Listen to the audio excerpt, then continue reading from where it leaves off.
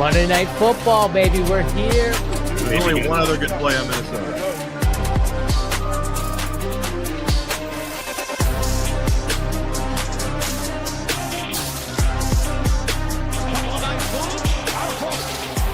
Touchdown in 46 seconds. Punches back. Touchdown.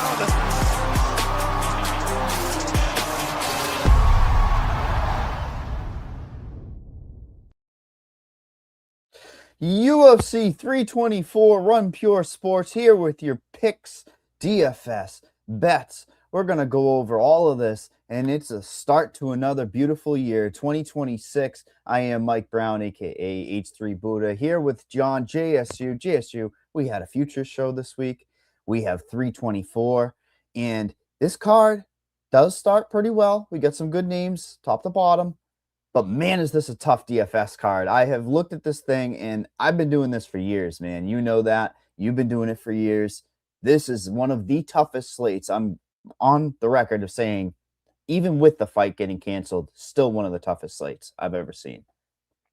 Yeah, I mean, you've probably been playing MMA DFS a little longer than me. I might have you in actual DFS. I might have you there. But yeah, we've been doing this for a while, and this card, you definitely don't have me in watching UFC, unless you've been watching it since the very beginning. But we've talked. You were going all the way back to like Ultimate Fighter, like 1, 2, 3. You know, like I said, I've told this many times, but I have older brothers, and they were into wrestling and UFC. Pretty much anything where there was real or fake fighting, we were into it. So that's what we watched growing up. But back to this card here. I mean, we get back-to-back awesome cards. It did suck that we lost the I was actually for one time, Mike, and I don't get excited a lot for the old women's MMA fights, but I'm not gonna lie, I was kind of excited to see how the Harrison Nunez fight would look. Hopefully we'll get that back at some point. Sucks that Kayla got the neck injury or whatever, and hopefully she recovers quick and we can see that fight. But still, we got a banger card and a banger main event. Paddy GAETHJE, I think, is an awesome main event, and I think it's pretty like from a breakdown standpoint, we'll get to it, but I think the breakdown is pretty easy. It just kind of depends which side of the fence you're leaning on. But from a breakdown standpoint, I'm pumped to kind of talk about it and see where you're at with that fight. And yeah, the DFS card, I think, is tough. And I think a lot of people are going to struggle to, find some dogs that they really like. And especially the dogs that aren't kind of the obvious ones, right? There's a couple obvious ones. You got the main event one, you got one of the big boy heavyweight dogs that we'll get to. But outside of like 2 or 3 guys, Mike, unless you have some secret dogs up your ass that you're hiding for this show, I mean, there's not many. Where's the middle range? JSU, where's the middle range this week?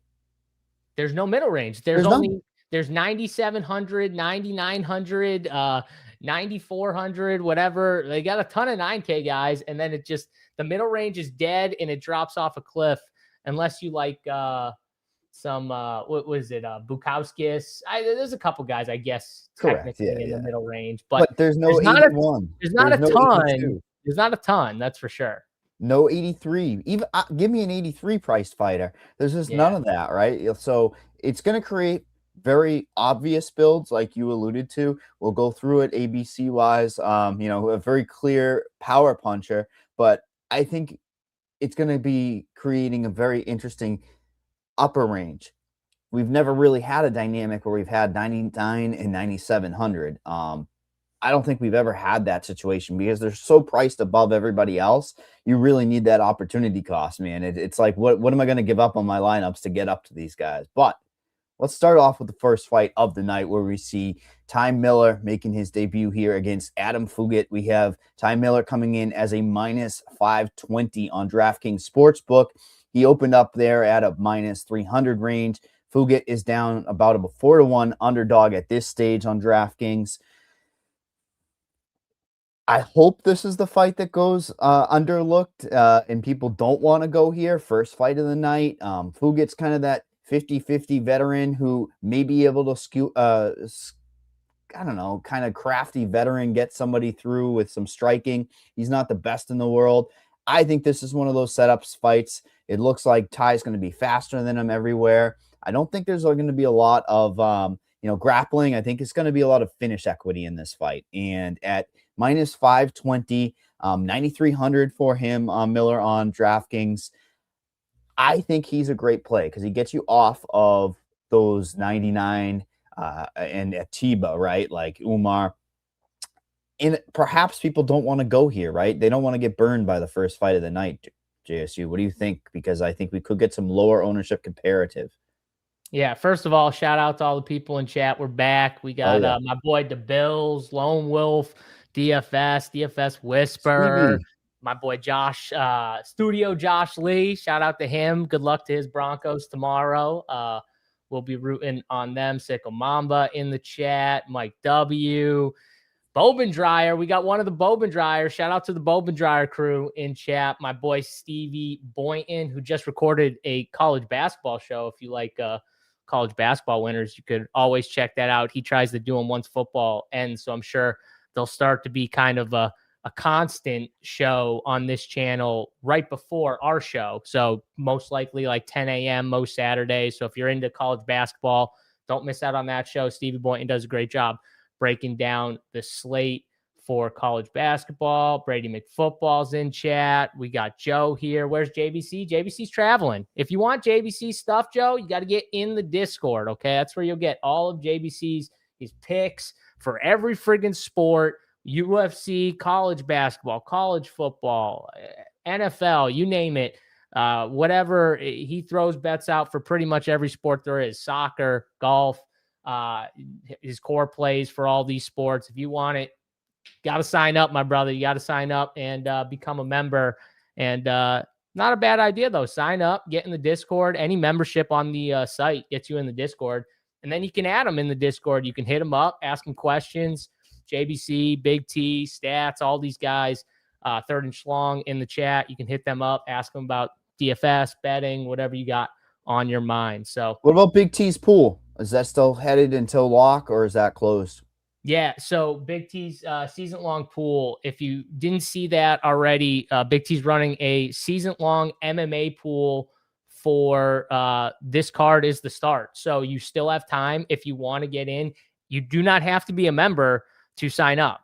So anyone can sign up. All you got to do is go to his Twitter account at Big T44DFS on Twitter. He has it pinned at the top of his Twitter. So you'll see it. He takes Venmo. He's got his Venmo thing, QR code or whatever it is up. So you can pay him via Venmo, and it's a one-time payment. It's $100 for the entire season. And I think just so I don't want to mess up the exact rules or how he's doing the structure of it, but I think the top three at the end of the year get paid out. So if you're in the top three, you'll get paid out for the year.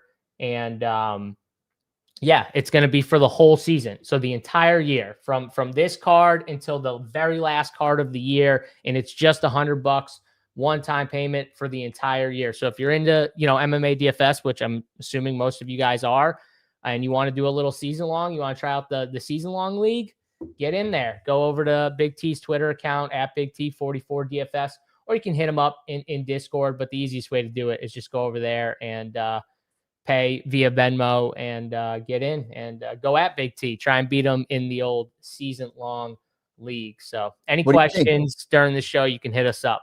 You think this first fight is going to be relevant for said league? I think this first fight is going to be relevant. And, obviously, if you don't watch Dana White's Contender Series, you missed Ty Miller's last fight. But Ty Miller is a very, very good boxer. He's very precise. His hands are very on point, and he throws with purpose. Combinations are strong.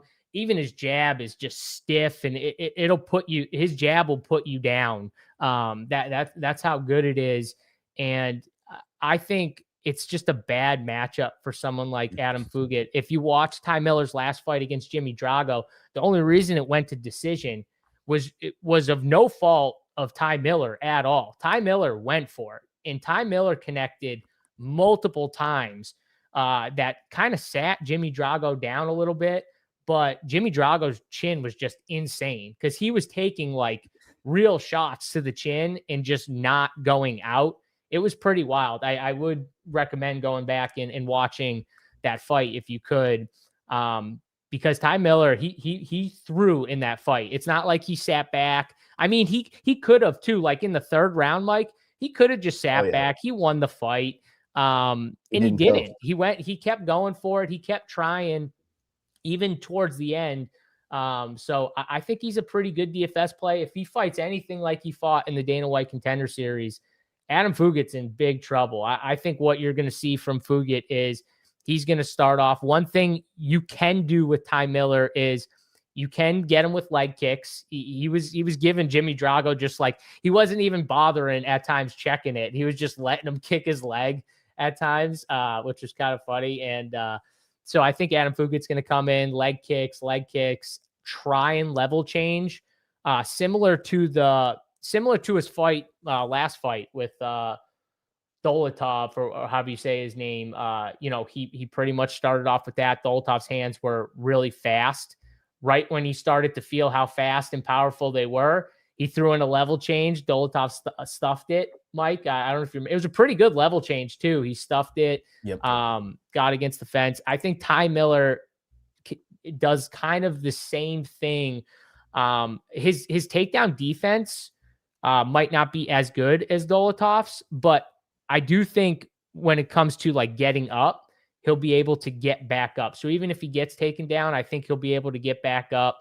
And once Adam gets a little tired, his hands, man, when he throws one shot, his chin is way up there and it's on the center line, and Ty Miller throws straight. I think he's just going to counter off one of those big, shots that Adam Fugitt tries to land and puts him down and gets the finish. So I love Ty Miller here. Ty Miller by KO at -130. It was -125 on DraftKings. Yep, best price. Morning. You see this? I love it, Mike. I think it's free money too, man. I'm all over it. I've got him in like almost all my parlays. You want to know, you and I are a great team together because we got a little bit of a 30% boost on DraftKings today as well. So you and I both like this play. First play of the year, essentially. I'm going to give that same thing. Miller inside the distance, -135, best price out there. I'll use the boost. I don't mind paying a 50-cent vig on it because he's going to be faster. You nailed the same point. Fugitt's like there to be hit. And I think this is a spot where you're going to see the UFC stat provider go significant strike, significant strike. He's just going to be clicking that significant strike button all night long, whether it be a first round finish, whether it be a third round, we squeak out the decision somehow. I think he's going to be just scoring point after point after point, and that's going to be huge for DFS purposes. So I think he's a great play. He's going to be about 40%. He's going to be 10% lower than Atiba, and then we'll talk about Umar, who's going to be significantly lower, but that's just a price situation. I think he's a great play. I wish I could play the over 45.5 significant strikes on pick 6, don't you? But I also feel like safer would almost be the fantasy points because like I really think he's going to be a constant scorer. Drago is one of those situations where he just had that grit. Fugitt kind of when he gets hurt, things just go south pretty quickly. Yeah, and once the chin starts to go, like Jimmy, obviously his chin was pretty damn good. But Adam Fugitt, we saw in that last fight, he got caught like in the right spot one time and he just folded.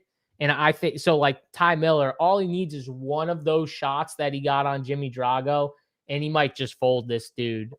You nailed it. The straight is there. That's what's going to put him down. And he throws straight combinations really, really well, and they're fast too. So it's hard to even defend him at times.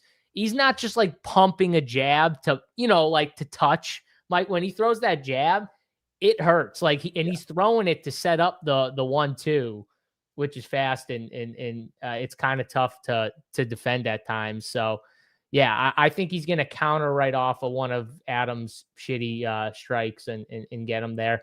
But I'm with you. Like the significant strikes, I was looking at it because I'm like, man, If this goes 2 Yeah. rounds, he might get Yeah. over that number Greasy. here. But my issue is It's if all it takes is one shot or one combo and he just sits him down. So I'm with you. We could either go more on the fantasy points or less on the strikes and just those two correlated to me, the same we thing, can't right? go under on fight time, right? No, It's no, cut you off on my cannot. screen, right? Yeah, You yeah. cannot. It's a 10.5, and it's only an over.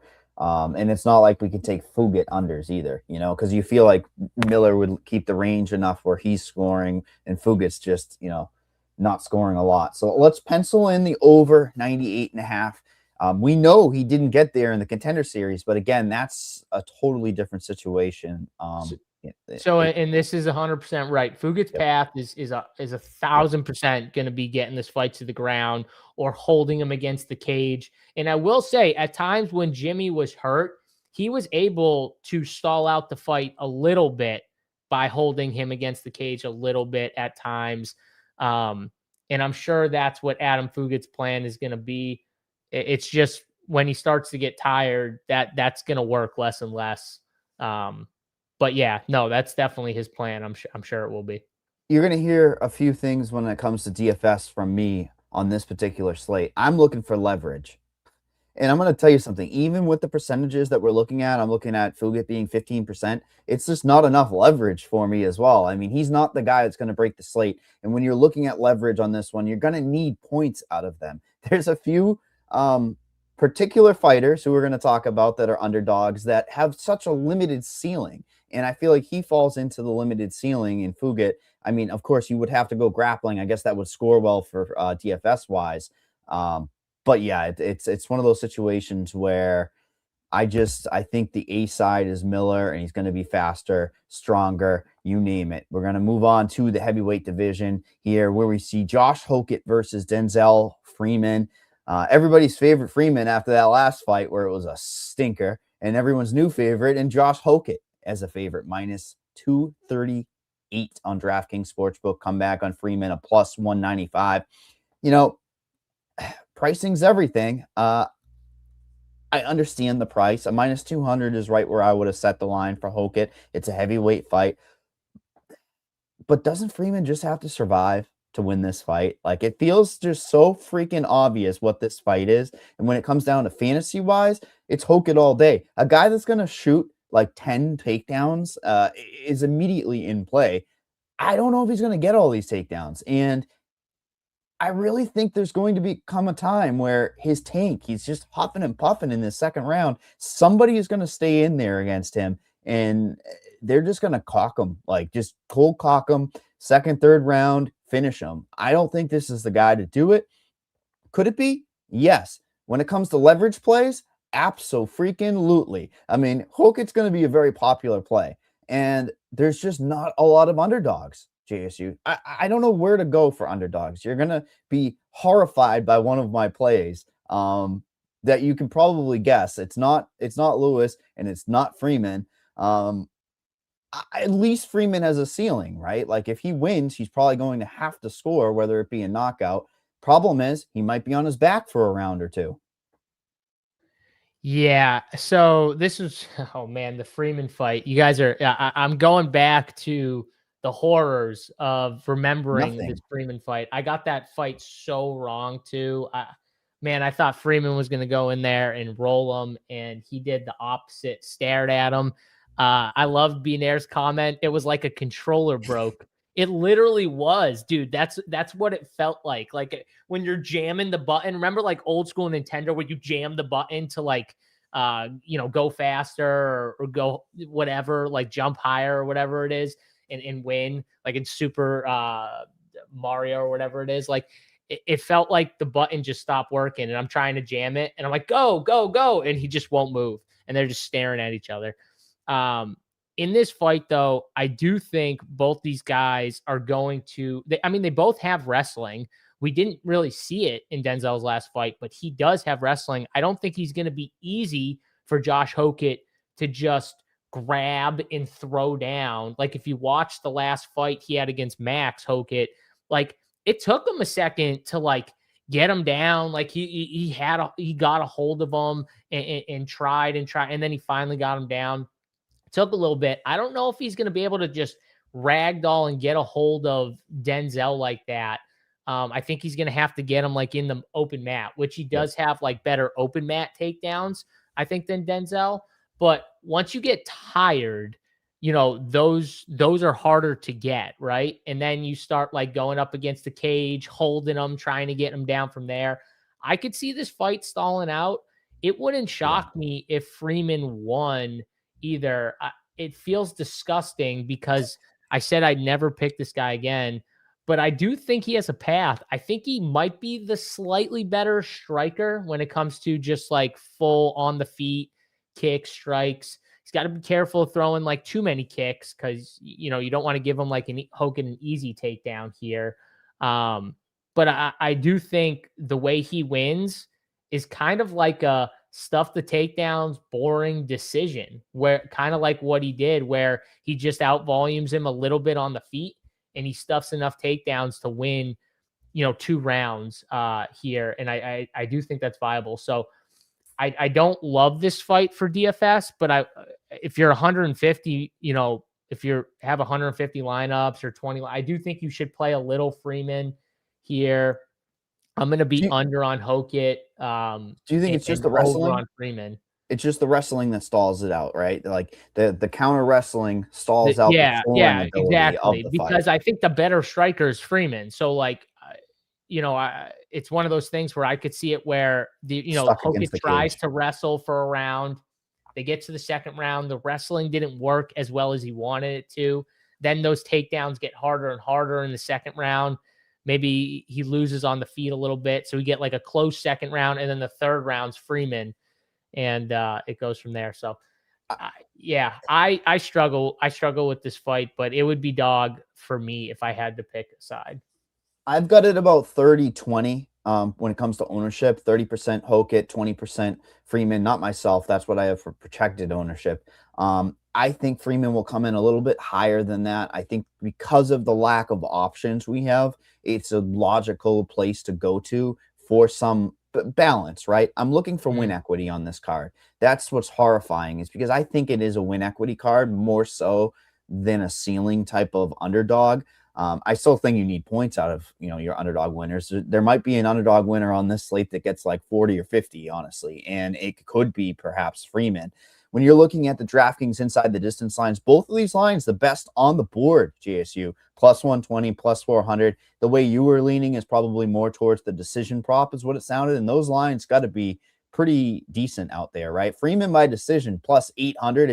If you like Freeman, you like that path of victory. Did you watch him fight? Like, was he ever going for a finish?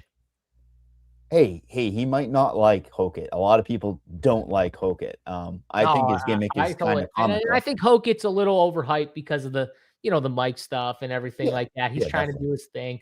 Someone asked though, and didn't Freeman have some pretty good wins before he jumped into the UFC? He did. He actually beat Steven Asplund, which you guys remember, the dude who lost all that weight, the big dude. He's got big old boobies. And he knocked out Cunha is a big name in Brazil. Who? Cunha. Hugo Cunha. Hugo Cunha, another guy. 8-3.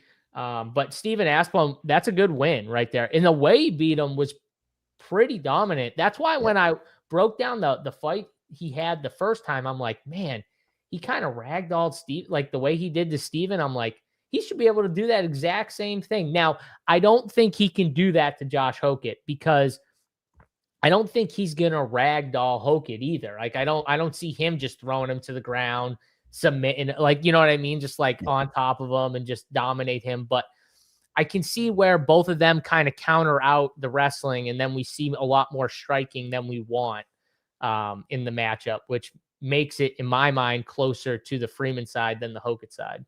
Exactly. And when we're clawing for win equity and we're making these points that the wrestling could get stalled out, it's a pretty simple, logical next step to head over towards him. What about Hoit under on fantasy points? The line's 102.5. The money has again. That's the other thing, right? Like the money line. There's slight money coming in. It keeps coming in on Freeman. I don't hate that. Problem is, I think there's sneaky scoring here, right? Like if he's holding him against the cage and just giving 102 is a knees. lot. 102 I and know a half is a lot. you and I both have different credos, right? Your I know. credos is give me under on huge fantasy points. And Well, I no, because will I like the over on Ty Miller at 98 and a half. okay, so here I will give you the argument to support your point. Through the week, it seems like the inside the distance line, I saw it immediately on Hoit at minus 105, and the money's going the opposite way. He's up to plus 120 range. So they're seeing the same thing we are, both durable enough that they can counter wrestle, strike at distance. I don't hate that call. And let's be honest, there's other stronger plays around Hoit at the moment, right? Like for fantasy. So I mean, don't you wish you could do the significant strikes? It's the problem is he just gets top position, you're smoked. You're smoked. Yeah, exactly. We can That's the pencil it problem. in. I don't hate that call at all. It's just the problem is the path of victory is very strong for scoring purposes. And there's going to be more action than Freeman's last fight. We don't have to keep it in there, but we can No. plug it unless you like Freeman's over on significant strikes. I just struggle to trust that. Exactly. And here's the fight that they should have made. They cut Bulow or whatever his name was, Freeman's last opponent, immediately after the fight. They should have done both of these guys' previous opponents. They should have cut both Freeman and the other. No, come on. So it would have been fun. What do you mean? Come on! Did you so watch fun. that fight? That was beyond. And I know Dana takes like an extreme stance on like exciting fighters and stuff like that, but that was beyond ridiculous what we watched. Like that was absolutely. If there was any fight where Dana should have walked in the octagon during the fight, waved the fight off in the third round, and said, "This bout is canceled. Both of them exit now. You're out of here." Like I wouldn't have been shocked. That was the fight. I had money on that guy. Let's just move on to the next fight where we see Michael Johnson. I like betting into the unknown. Don't hate me. I think you won on one scorecard.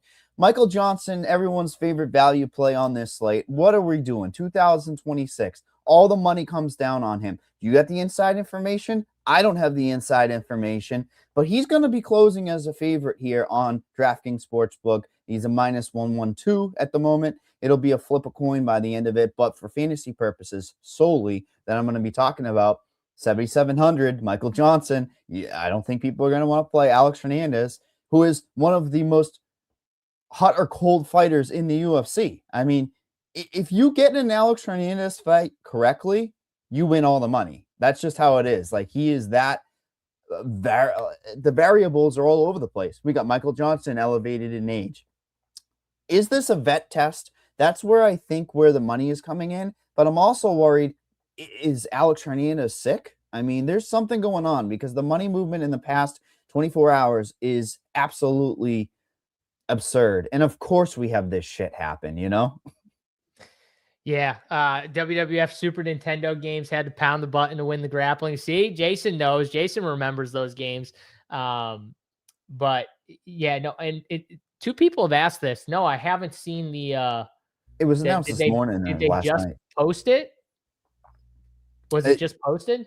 I'll dig a little deeper because Okay. I did see it posted this morning, but I'm not up late. So. Alexander Hernandez fights. I have not gotten one of these correct in a while. So, you know, the Diego Fajeda fight, he's losing after the first round. Fajeda is a decent favorite going in the second round. And then he finds the KO and stuff like that. And that's great. He knocks out Chase Hooper. The Hollyball fight was, I mean, like, I thought he was, if he didn't get that last takedown, he was going to lose the Hollyball. That was just weird. And he kind of goes on this run after that, but he's just a tough guy to get right. I was going to lean Michael Johnson before all this, line movement anyways, the craziness starts happening. So now I'm definitely Michael Johnson or pass if it's a betting situation here, Mike. But I was planning on being on Michael Johnson from that standpoint anyways. I got you on the for opponent. DFS, I think it makes it more interesting for Hernandez if people go away from him, because he's kind of one of those fighters that, you know, he can be losing. It doesn't matter. At the end of the day, he finds a way to, like, even if he's losing, finish fights the last couple of fights. So I don't hate, you know, trying to get to the field on Hernandez and Michael Johnson if you can. I think it's a decent fight to target. I don't know what's going on with the line movement. Not that I thought the line was like perfect, Mike. I thought Michael Johnson should have been a little closer, but like still, the line movement's been pretty ridiculous the last, what, like 24 hours? It is. When you pinpointed it, was like literally the last 24 hours that it really caught up.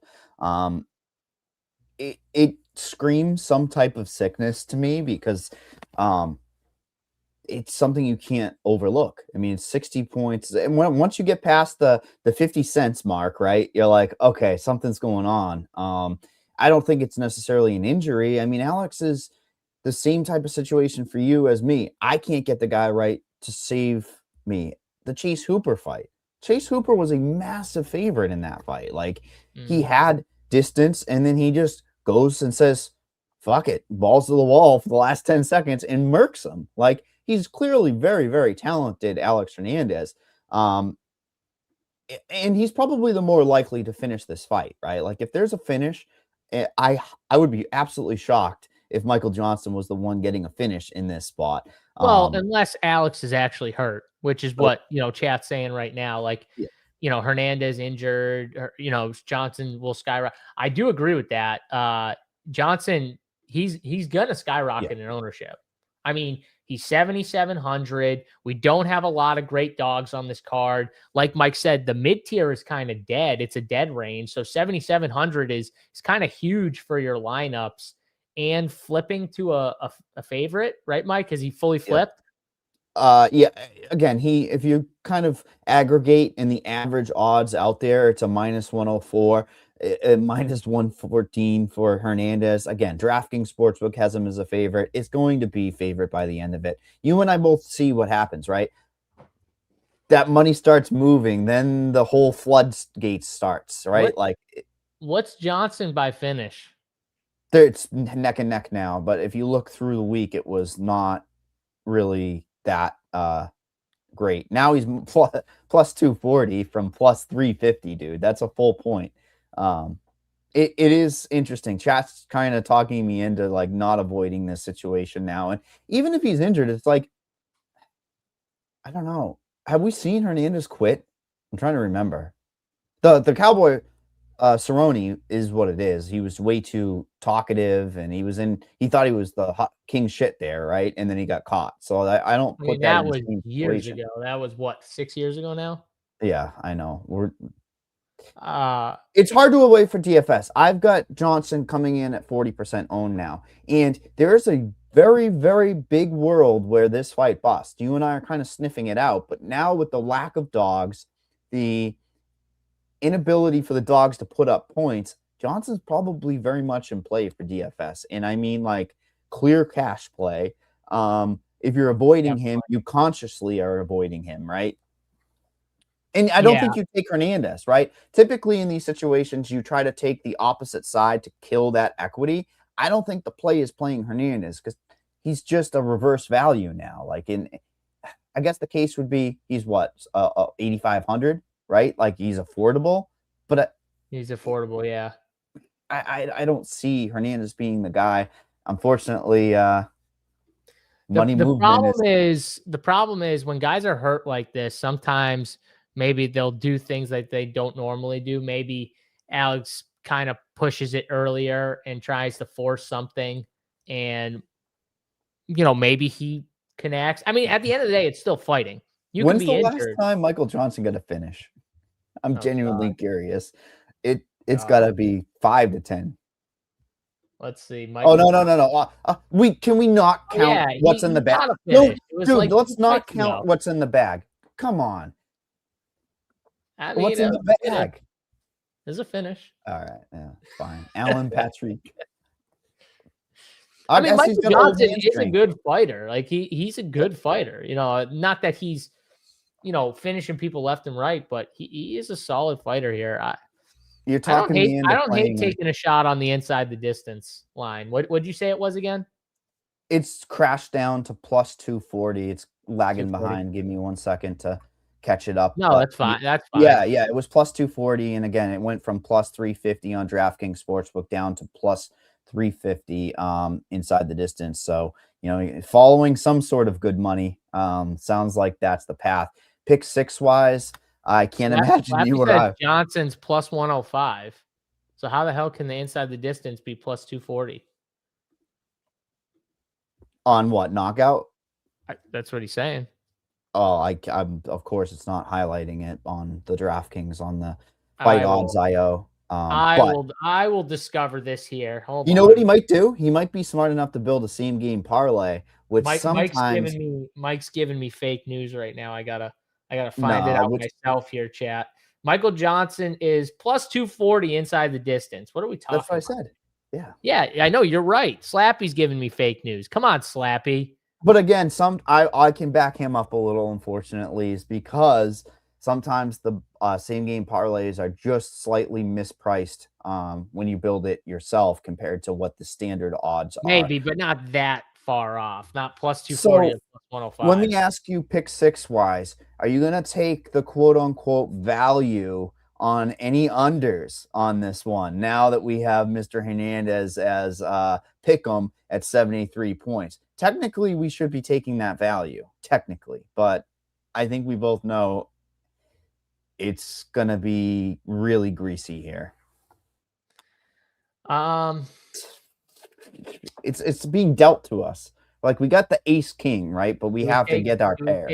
So do we take Hernandez under his fantasy points or under his strikes? Mind we're this first card of the year, we're already deep diving into the numbers here. That's how we want to get some winners. Let's see, 30 strikes in that knockout, 17. So when he's getting finishes, he's under. When he's going to a decision, it's over. Just FYI, that's what it's looking like for Hernandez.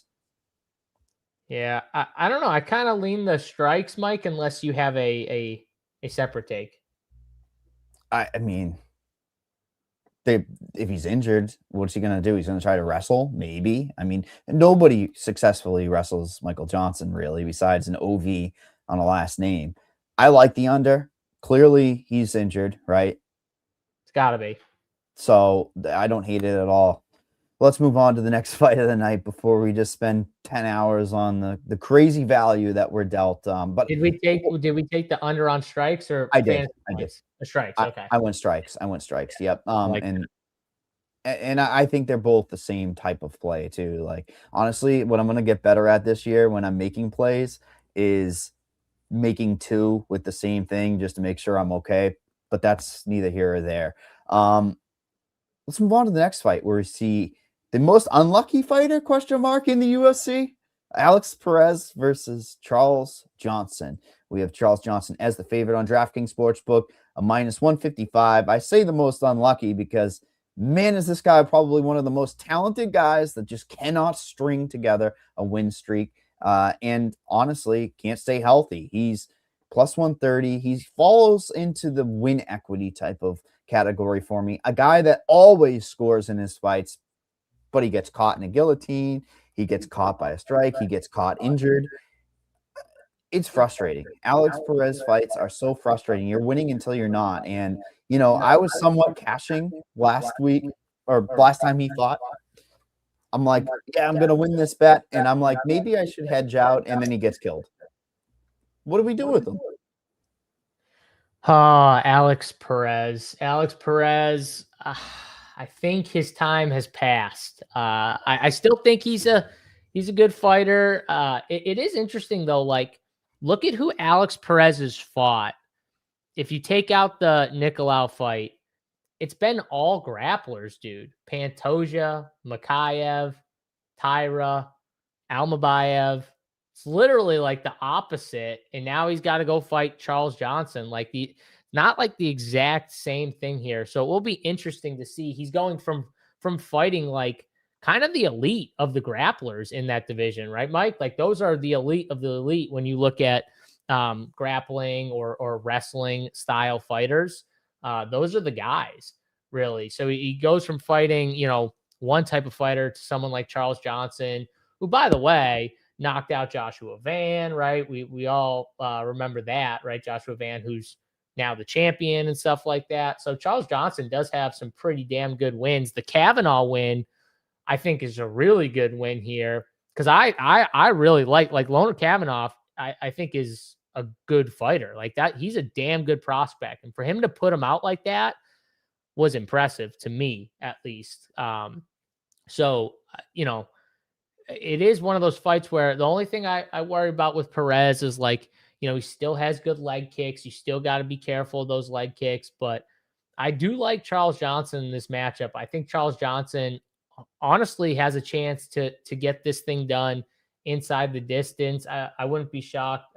Now, I said Perez has faced a ton of grapplers and stuff like that. You're seeing a lot of finishes. But again, like, most of these guys are the elite, but I do think Charles Johnson has a decent chance to get this finish. So I do like the inside the distance here as a bet on Charles Johnson, and I'll definitely be higher on him, lower on Perez. Even if Perez wins, I don't think he's going to win with like a ton of volume, Mike. I don't think he wins scoring big. I don't think he finishes him early. So, you know, but he is 7,500. So I guess it's more just win equity, right? Like you were talking about, if he wins, you might want him. But I'm on the Johnson side, and I feel pretty good about it.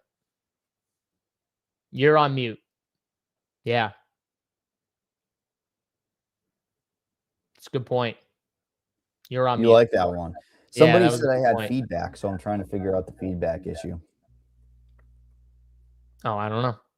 Yeah, Mike loves Perez, though. Mike loves Perez. Do I factor in, dude? Honestly, when I saw the George Jefferson cut, I was like, bro, can't fade George Jefferson on the slate. Dude was a GOAT. Can't fade George Jefferson. Fucking guy was the man. Moving on up, baby.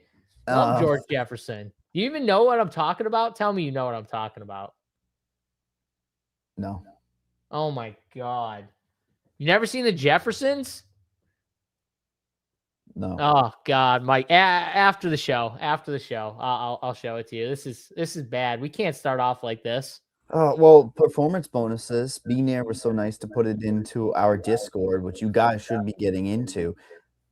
Bonuses are going to be doubled, $100,000. Any fighter who didn't get a bonus but finishes their opponent now gets $25K. There's an incentive. What? Hold on, time out. What? There's an incentive for these guys to go out and fight now. I kind of like this in this new era of UFC.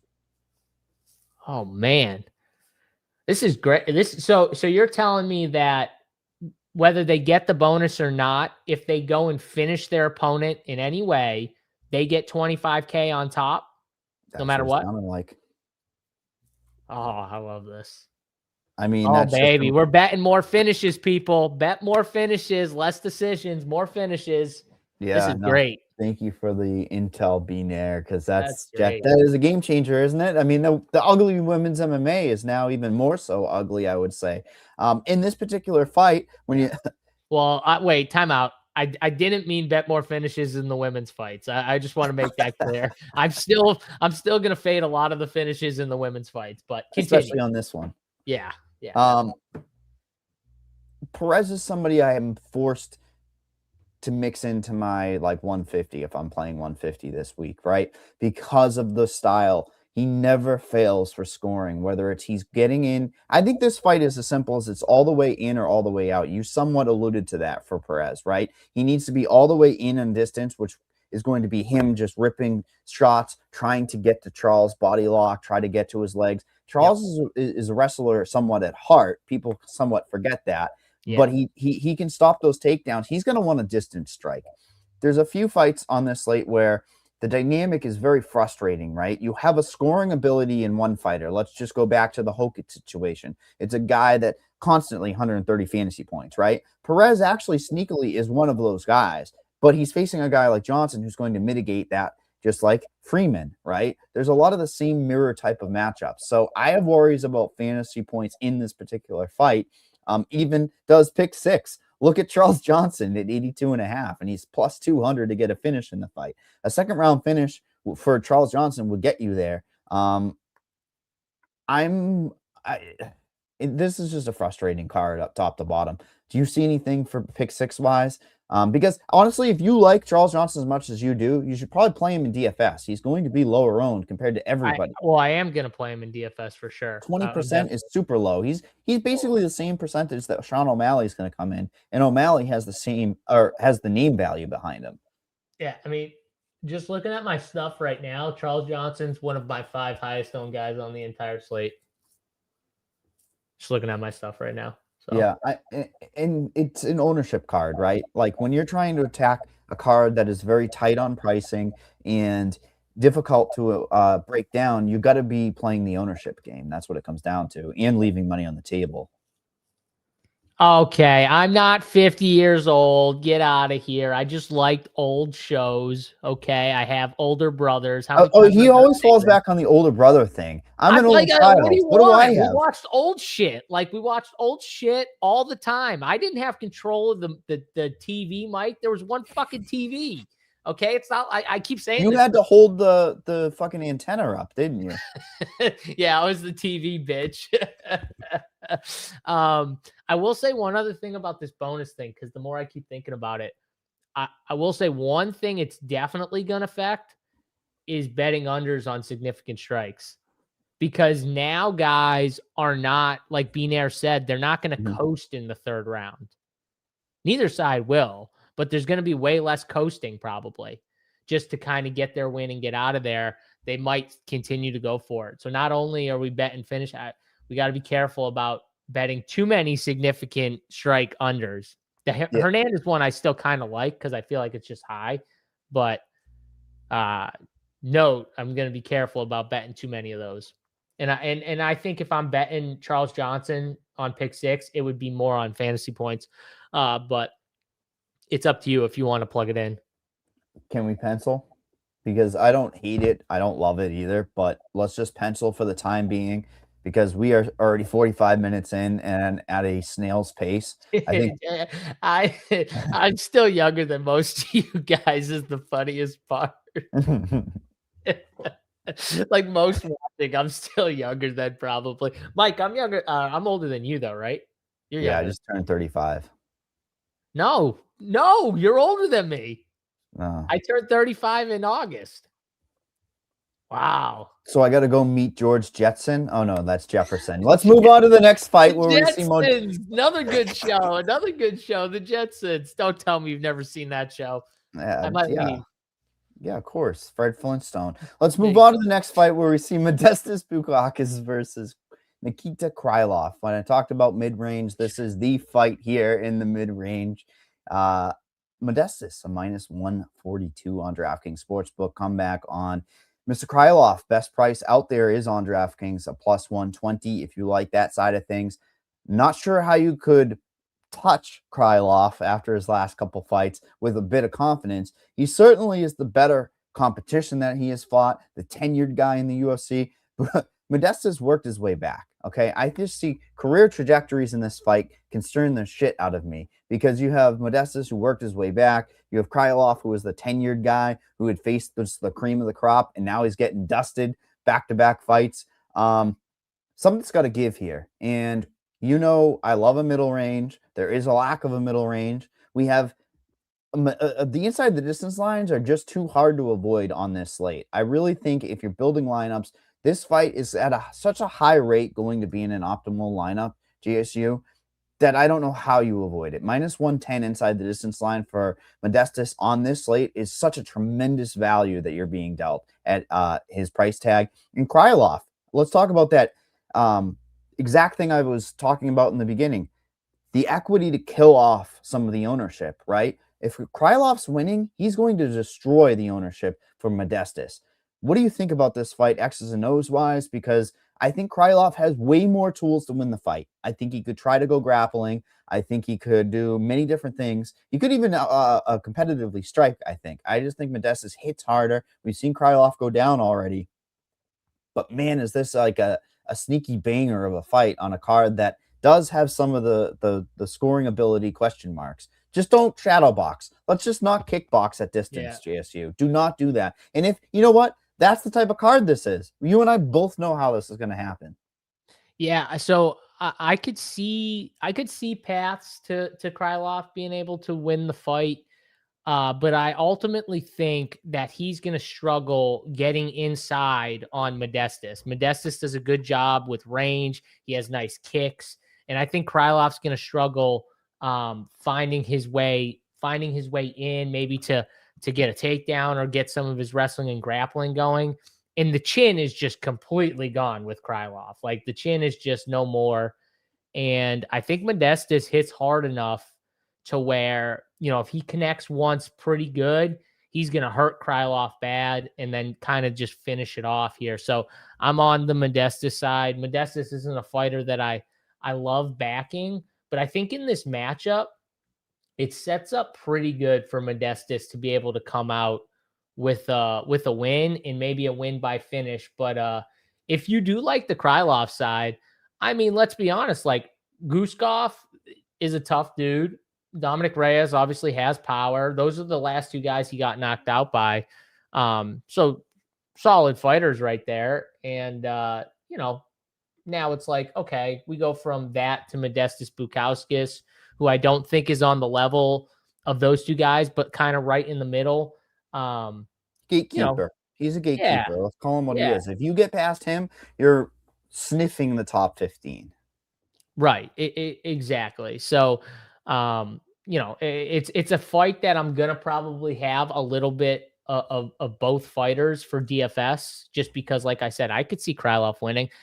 And like, Krylov by sub wouldn't shock me. It's plus 550. Like, that's a long shot bet if you're taking Krylov, because I think you hope he finds his way inside, gets a takedown, maybe can get his grappling, stay away from, you know, those long range weapons on the feet that Modestas has, and the chin concerns. So yeah, I think ultimately Modestas catches him coming in at some point in the fight and goes out.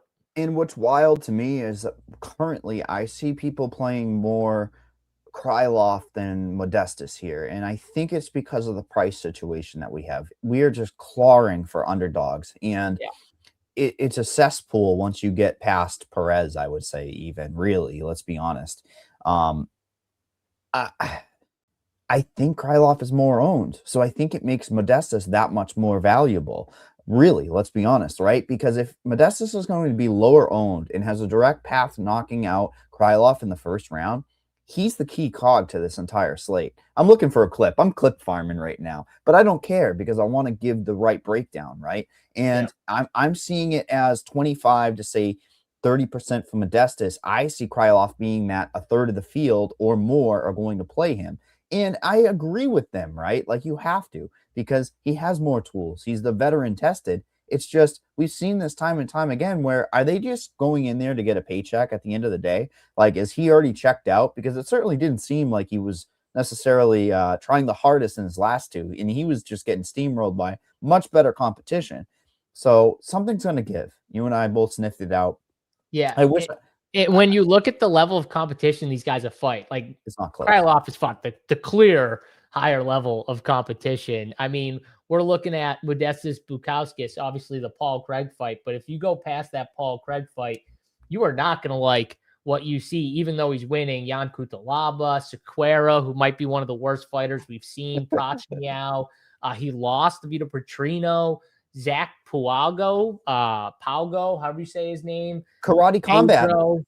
I mean, whew, that's a rough stretch. I mean, that is. But there is something to be said that he worked his way back to the UFC. And I know that sounds silly, but it's not. Once you're cut, you're off the radar for the UFC. You have to get your back on the radar. And he did it very quickly, too, when you look at the time frame, right? So great fight to target. Pricing is everything on this slate. Again, It's an important fight. I would be going overweight to this fight, whereas I think other people are going to go overweight to cough cough, a Derek Lewis type of situation, right? So let's look at quick pick six. I can't imagine we're going anywhere on this pick I don't six. think we have to go here. I think if I had to choose one, it would be Modestas over on fantasy points, probably. But that's just because I think he gets the KO, and even a second round KO, I think he gets over that number. But I wish we could go under on the Krylov fantasy points, but DK too sharp with that one. Yep. What about sharp movement on Atiba Gautier? You know, everybody's favorite prospect. Is he the number one prospect at this stage? I think he might be, because he's going to be coming in as a minus 1,000 against Andre Pullaev. We're gonna find out tonight. Yeah, Pullaev, but I don't know if you're going to be necessarily. It's not like Pullaev is Pullaev. Or am I wrong? No. Would say it again. Pullaev. Isn't that what I said? What's like Boston accent trying? We're like the fucking Boston accents. I don't know who's right, but you said Pullaev. Pullaev. Yeah. All right. Fair enough. Andre coming in as a plus 650 underdog. That is going to be even higher by lock. Let's be honest. Gautier coming in at the minus 1,000. Everyone's favorite prospect inside the distance line. A massive minus 600 on DraftKings. I'll flip it to you, man. If you can make this concise, that would be great, because I think it's land early often. He's physically imposing. Pullaev is not your typical Russian, right?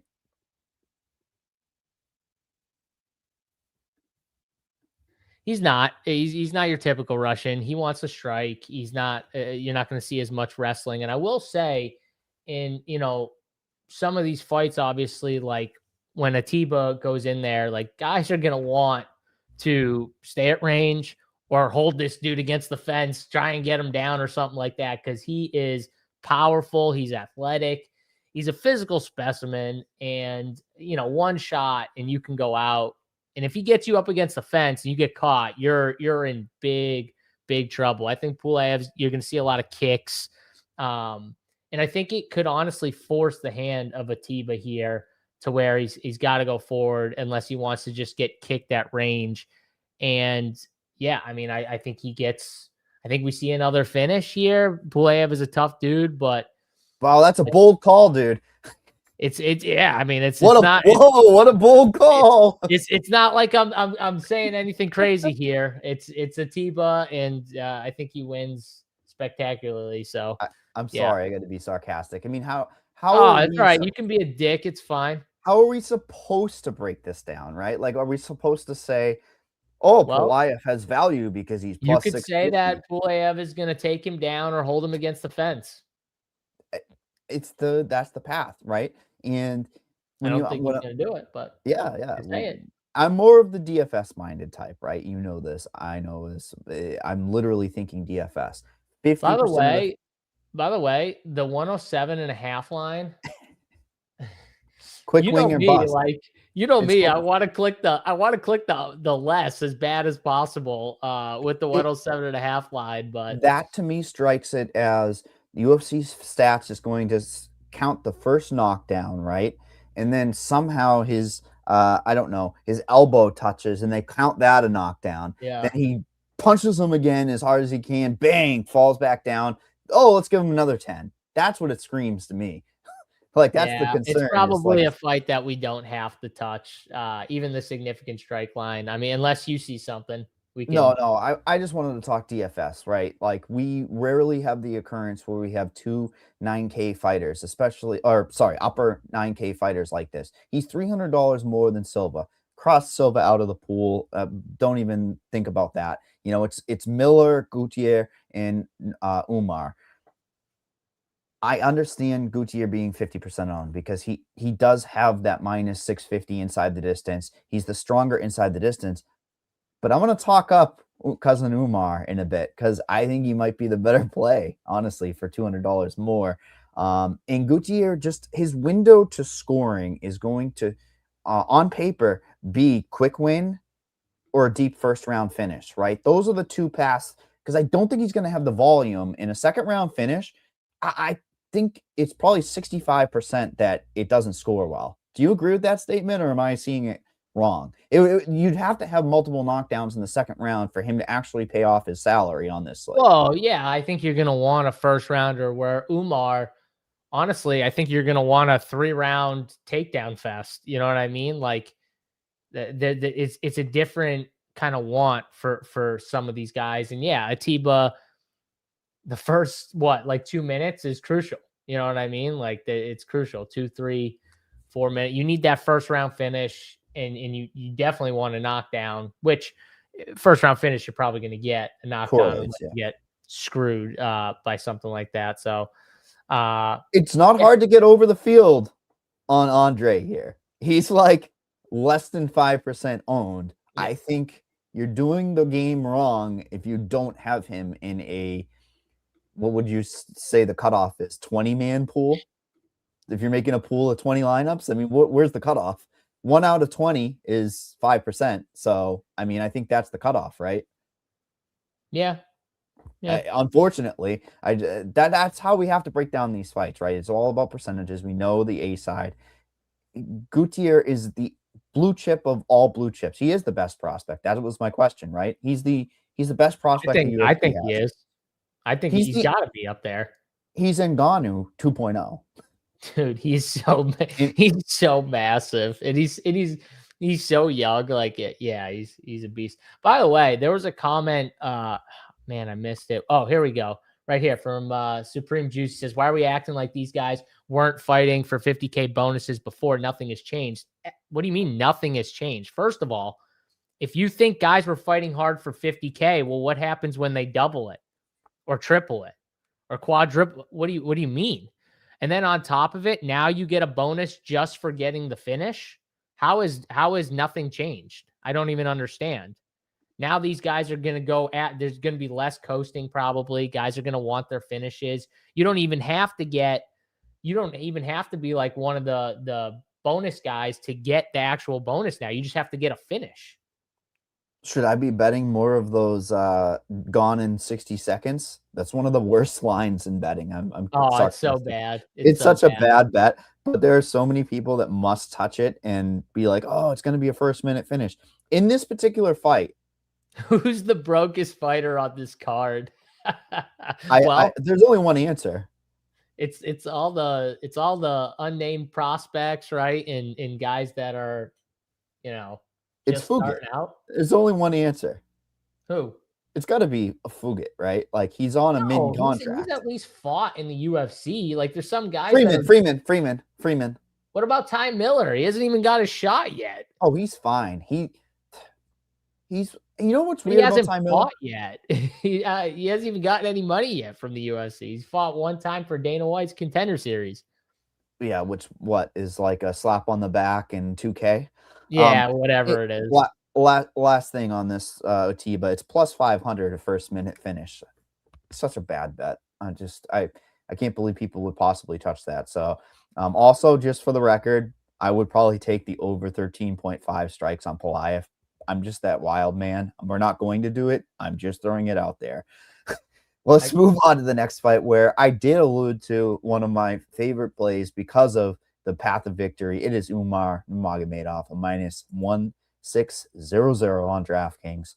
That's 1,600 to win $100 versus Deiveson Figueiredo, who missed weight. He's a 9-1 underdog, former champion. Now, I'm surprised by the price tag. Deiveson, a former champion, but he just hasn't translated up to the higher weight class, has he, JSU? It's like, I think he was happy to get all those rematches with Moreno, and that was kind of his heyday. I really do think that that's the situation. And Umar, like you alluded to, is just the guy who's going to hold you, take it down, and I don't think Figueiredo's getting up. That's my problem.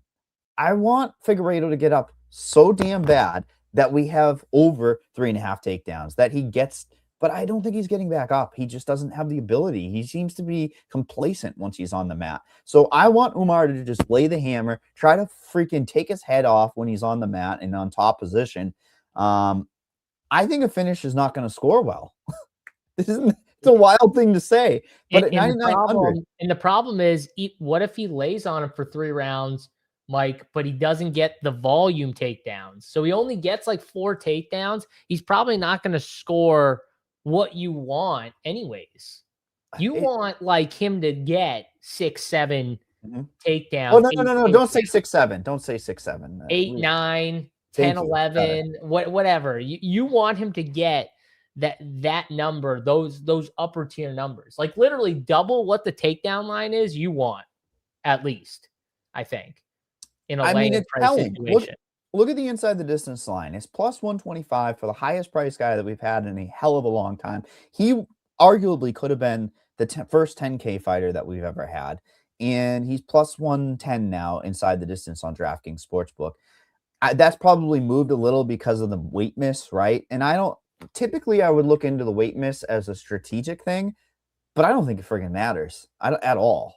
There's no way it matters. By the way, Umar in like some of his last fights, like had that clear advantage. Like on the feet, he's gonna have like a massive speed advantage. You like the whole timeout, 112.5. You love your unders. That's under, man. That's going under. Oh, that's going under. I mean, we don't have to click it, but that's going under. Don't look at his box scores. Don't do it. Just click the under. Close your eyes, and 105 or whatever he's getting for this thing here. Oh, I hate it. Honestly, 112 I had to hit it. 3 rounds, 112.5. That is a massive number. I know he went over it against Batista, but do we really think he's getting 11 takedowns? Do we really think Figgy's getting up like Batista? He's not getting up. He's not getting up. That's why they have it as a trap. God, I gotta bet his inside the distance line. He's not getting up. Yeah, I think that if you've ever had a fight where Umar can get the finish, it's probably going to be a fight like this. I just think he's going to wear down Figueiredo, and I don't hate like a poke on the second or third round, right? Like if you're going to do this thing, you're going to do, I would say, a submission second or third round, because I don't think he's going to just clock him. We've never really seen Figueiredo just completely out of there. And that's what the sports books are saying too. It's probably going to be by submission. So fantasy wise, he's got to be a tough guy to like finish though, Figgy, like submission. Oh God, yeah. Oh, but sometimes he makes boneheads. Like he's just, yeah, that's true. It could be one of those situations where they're in a scramble and he goes and just immediately gets the neck and he just needs the hooks and it's over. This is just such a good matchup for Umar. It's a horrible matchup for Figgy. And it's such a good matchup for Umar. So yeah, and it's we don't even talk about this fight anymore unless you have anything else to say about DFS. Nope, DFS is it, right? If you're playing Umar, just know if you play Umar and leave money on the table, say even 300, I think you're going to have a unique lineup. That's why you would play him, is to try to be unique in your lineup builds. And if you're playing Figueiredo, good luck. Thank you for playing 7% rake for us on this slate. We move on to the next 6 to 9 takedowns, baby. I like that. Let's get this trending. 6-9. I like it.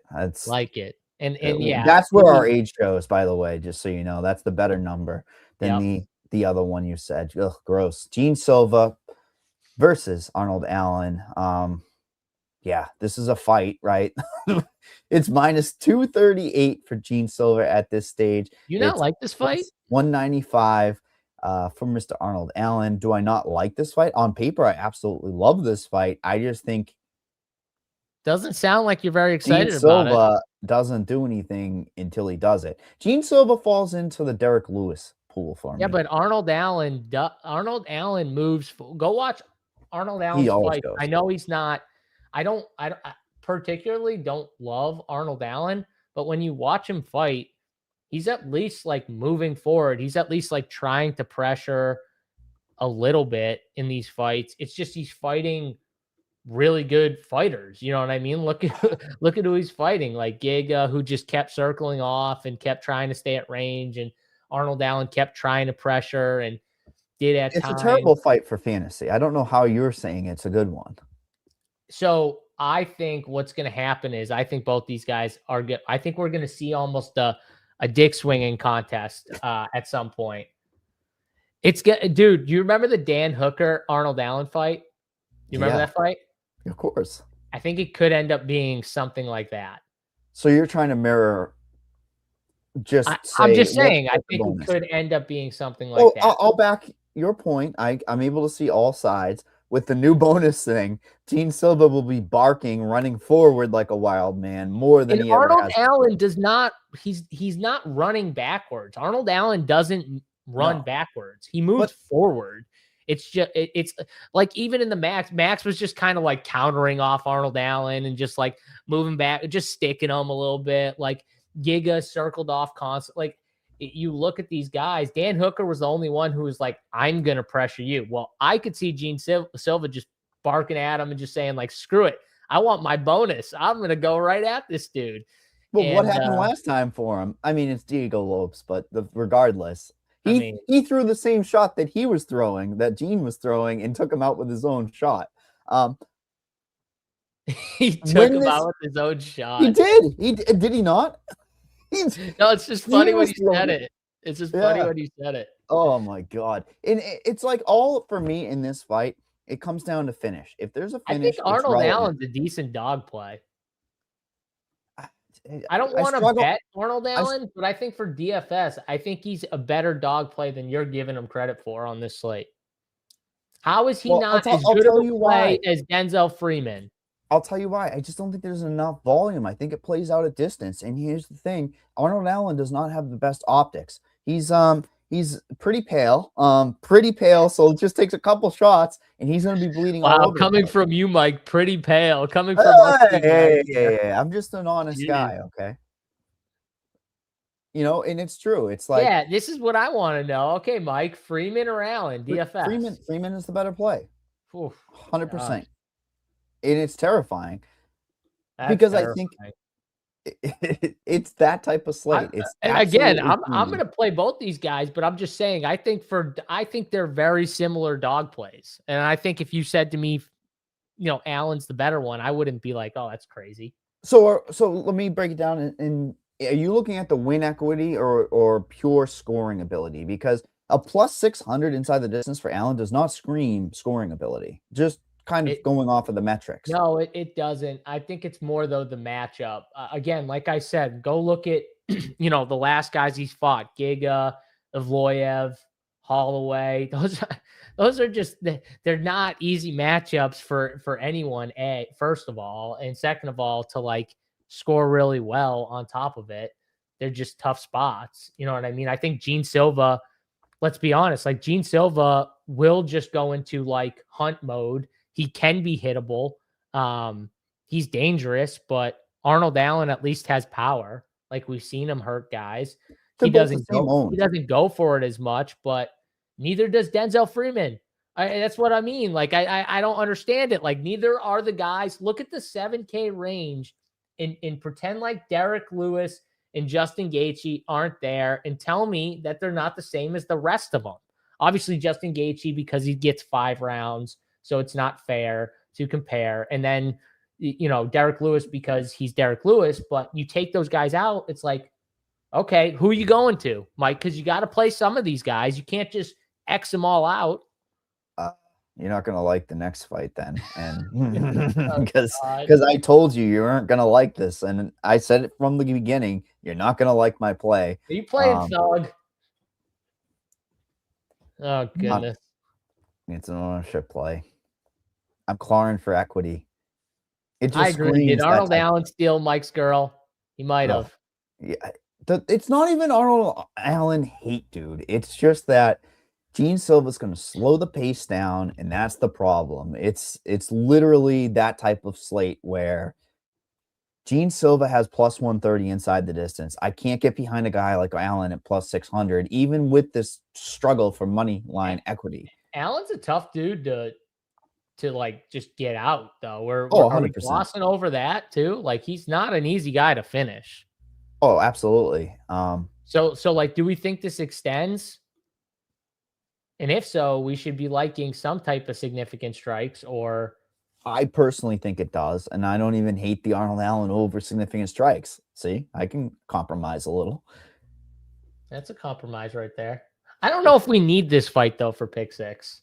No, and it's going to be Either. close in decision wise. I would say a decision you're over. Because I can't have a ton here. Let's see. Say it again. I was looking at how much Gene Silva I have. Actually, I had more than I thought, and I kind of don't want it. That's interesting. I might have to mess with that a little bit, but I do like Arnold Allen a little bit. I don't know. I think I think dogs are both 20% owned. So even the ownership is kind of dictating the same thing I've been saying, that this fight is probably going to bust. And when it busts, you're killing off like 40% in the field if they're both 20%. So that's true. So that's why I think I sometimes eat the chalk where people like to go for the bold take or whatever.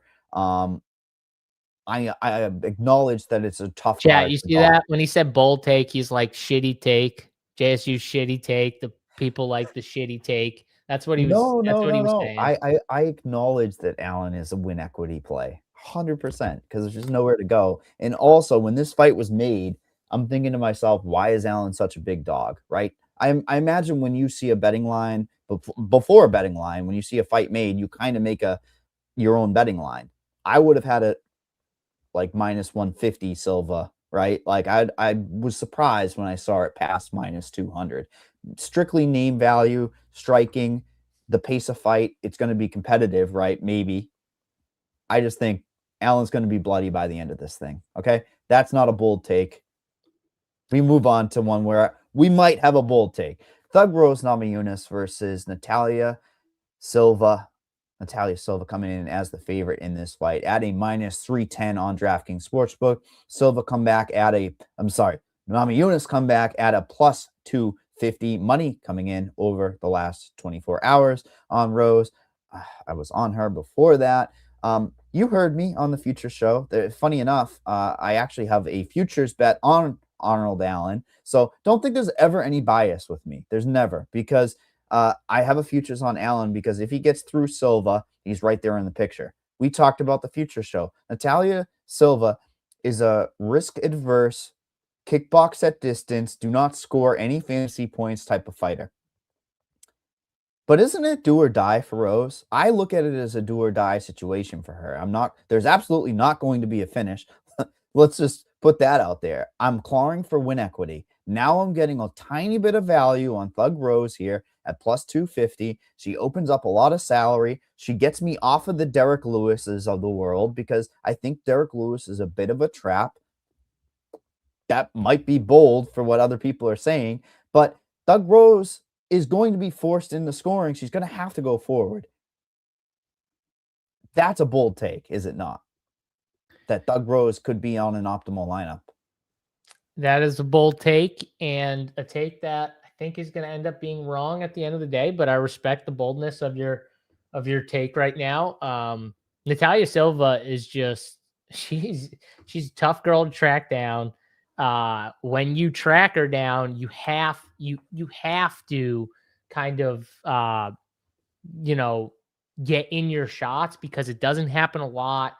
She's constantly moving on her bike side to side. She's throwing stuff, moving to pin her down. I think Rose is going to come in, try and take her down, and I don't think it's going to be a good game plan if that's her game plan, to take her down, because Natalia Silva is just tough to keep down. I don't think she will be able to do it. The kick game prevents it. It's the side going to make it tough. Distance. Yeah. And that's why I feel like it's such a bold take by me, right? Like, I kind of like the zig when people are zagging. And when I'm looking at ownership, unfortunately, there is a bit now of moneyline equity on Rose. She's going to be sniffing 20%. When I was somewhat thinking it through, she was still plus 300. Yeah. What's your take of, these guys are going to be 20% owned and you're fading 40% of the field, Mike? Where's that fucking take at, huh? Well, there's only one play here. You cross Natalia Silva off the pool. Yeah, you can't play her. Then immediately she becomes a play. Like, literally, you're helping my point by saying immediately, if you're crossing her off, you have to be looking at Rose for that win equity because it just makes the one play possible on this one. I mean, she's going to be Natalia's what? Could she sniff single digit ownership? I think she will. I think she will be single digit. Compared to the Rose range, will be like 20%. So Natalia competing against her range, it's night and day. Rose competing against her range, she's at the bottom range for me. So I'm not even going to consider Piath or Figueiredo. That's your best point. That's your best point. It's the ranges, and Rose has a way better shot of being the best 6K play on the slate, and somehow not even with a good score being optimal, just because of how many 9K that's the money can fit into your lineup. The opportunity cost, right? So you're getting so much to go back up and grab those pieces. And when I'm going up to grab pieces, I'm trying to get the lower owned pieces. I'm not looking for the chalk at that point because I don't have to get that crafty, right, and just take the chalk. I want to try to really get to the top of the leaderboard. So when I'm taking Rose, it's just it's the win equity, and then I'm hoping Derek Lewis busts. I see Shaq going crazy about that potentially that he would be a bust. I'm hoping that Freeman just, goes to a decision and Hoit, hugged him all the way to a decision. I know what I'm signing up for when I'm doing it. But like you said, range-wise, Namajunas, I have at 18.5% owned. Fugitt, 15%. Lewis is going to be the highest at 20 to 25. Allen is 20. Freeman I'll group in there too. And then because that's the range, right? Freeman 20 to 25%. Because GAETHJE is going to be a whole different category. I just think she's the stronger play for now, right? The money movement towards her makes her a better play, kind of backs my point. I'm just sad that now the damn ownership is headed there, right? Like people like equity. Unfortunately, the 150 maxers and people want to jam these these guys with the good inside the distance lines, right? So it's going to make it easier for you to do when you plug in Rose, and Rose is a well-known name, right? People know Rose, and she's fought a lot of high-level girls and stuff like that, 6,800. So they'll say, yeah, she's a chick. She doesn't score as well at times, but even 3 rounds, like if she wins, it might just elevate me enough to get me there with my 9K fighters. So at least you see what I'm saying. The way you're looking at it and stuff. It's about lineup building on this, right? That's what it really comes down to. And my mind is let me play for first place. Let me try to be different. I'm trying to avoid Atiba and Umar in my lineup builds because of the ownership, because they're price prohibitive. So if I'm going to play a guy like Miller, you and I both like Miller, right? I'm leaving money on the table with him, knowing I could have perhaps gone up to those guys. So then it makes me inherently different. When Miller scores 110 points and Rose wins, I'm happy. And I do think there's an out. This is a horrible take. I do think there's 2 things that could happen. Give a take and preface by saying it's a horrible take. Oh, I don't care. That's the way I am. I'm always going to say it. You gotta give us no confidence when you preface it by saying this is a horrible take. Oh, it is. It's a terrible take because Rose can score you points throughout the whole entire fight, even though they're kickboxing, right? Whereas Derek Lewis is so dependent on that one-hitter quitter. There's a world where Rose is a losing fighter and is on an optimal lineup because if Patty wins, that could happen on this slate. So I don't think it's a high rate, right? You know it. I know it. It's not a high rate that it could happen. We hate this. Don't touch this fight if you don't want to. It's that the stats say don't touch this fight. But at least I'd led you guys to opening your eyes to potentially Rose being a key to the slate, right? What do you have for pick 6? Under? Oh my God. Is that fantasy points 72? Yes, 72.5 is the fantasy points. 3-round fight at distance, Natalia Silva. Because of all the movement she does, she just doesn't score well. Not at all. It's lateral. Yeah, it's all lateral. And I mean, she's one of the worst scorers. Getting a hold of her is tough because it's all lateral, but she'll throw like 1 strike while she's doing it, where she'll catch girls. You know what I mean? But it's not, the volume is just not what you want. She's not facing Victoria Leonardo here. No, she's not. I don't know. Do we need to do this fight? We can go under if you want. We could go under. Can we still pencil in? We've got a few pencils, so we'll have to circle back.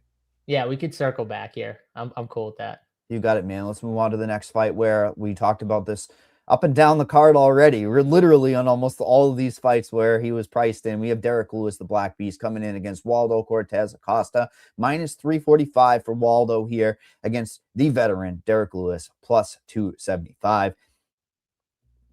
Boom or bust. That's what it comes down to, right? But yeah. Where does my brain go? Where's me? You got to play Waldo. Waldo's going to be the leverage. I mean, I know your take. It's literally give me the leverage with Waldo and stuff like that. Sorry, I have to go there. But I have seen it's crazy to me. I have seen so many people jump on the Waldo train ever since the last two fights. The Pirate has come out, knocked dudes out, and everyone's like, oh, this Waldo guy, oh, he might be for real. Everyone didn't like him in the last two fights. Everyone was betting against him. Didn't like him. Comes out, smashes. I told you he was going to smash too in those two fights. I told you he was going to get the finish. He did, with one eye in one of them.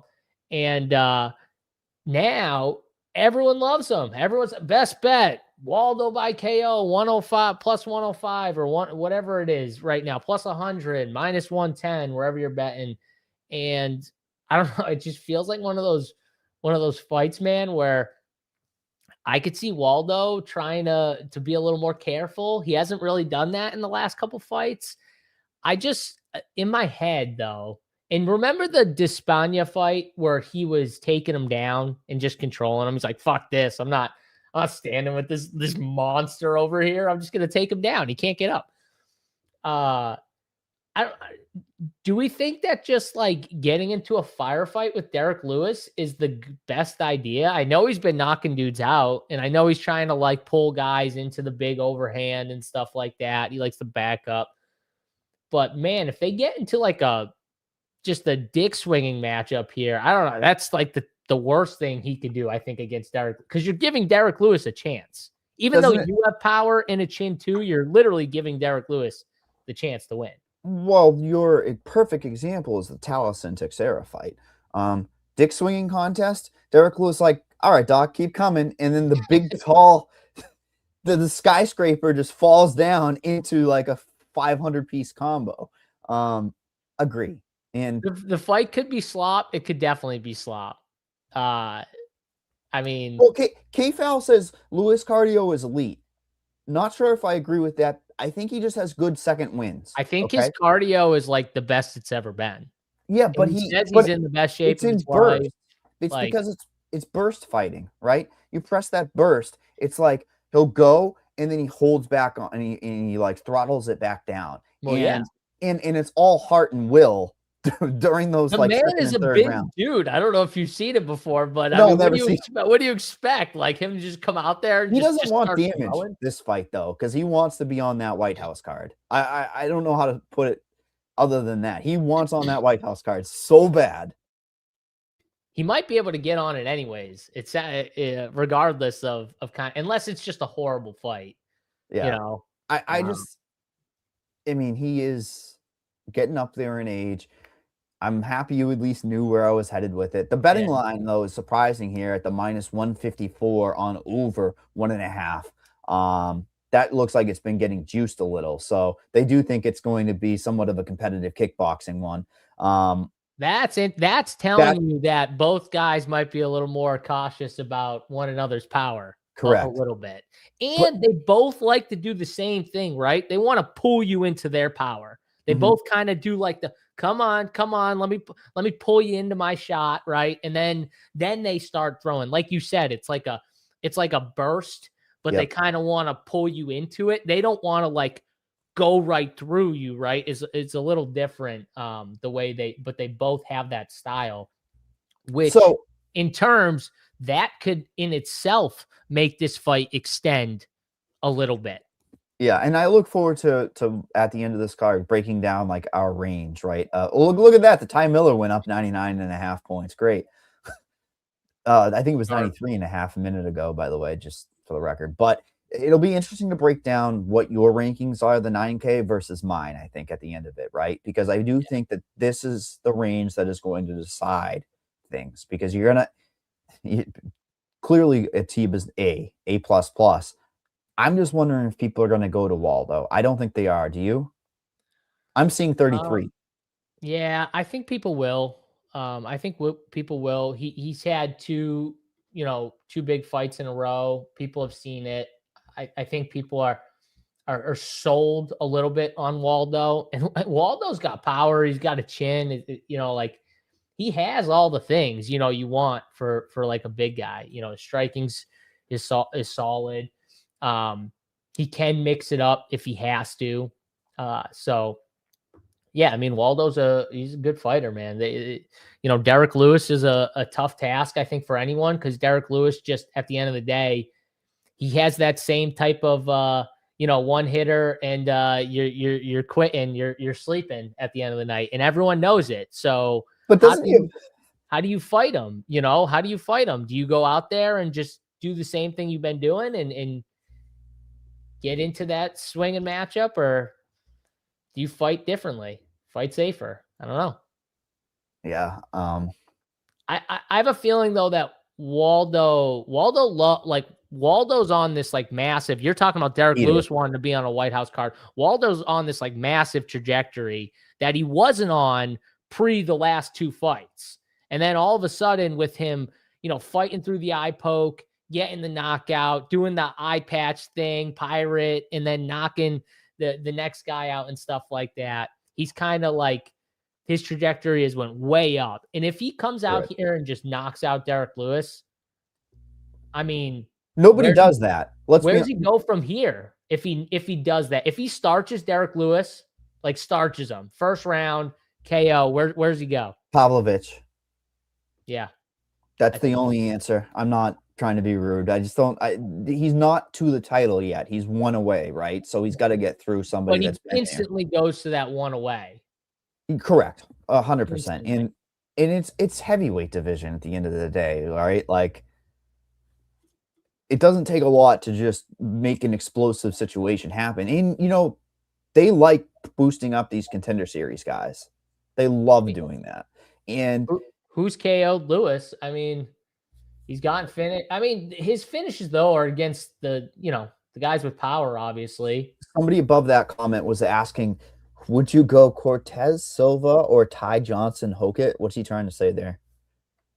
Michael Johnson. I'm Jay. He's probably saying Michael Johnson, Hoit. You got to go Johnson, Hoit, I think. Cortez and Silva. Who's the other one? Who's Waldo, Cortez, Acosta, and Silva. Yes. That okay. I'd go the Ty side. Yeah, right. You said Ty. Yeah, you have to. Yeah. You can't be touching Silva for even GPP. So chat saying KO on Lewis is a title shot. I don't hate that take. I think that unfortunately Lewis is always going to be sniffing around with his buddy with Dana, and right. People didn't like him. People did not like Waldo before. He was boring. He changed it. Something switched. He changed it. Yep. 100%. Look, they're baiting you in. They're like, here you go, Derek Lewis knockout. 2.5 on DraftKings pick 6 here. I'm betting Derek Lewis. I just can't. I can't see plus 260, 270 on Derek Lewis and not bet Derek Lewis in this spot. I'm sorry. I've bet on Waldo the last two fights. I gotta bet the Black Beast though here. It's scary. 260. I just can't not.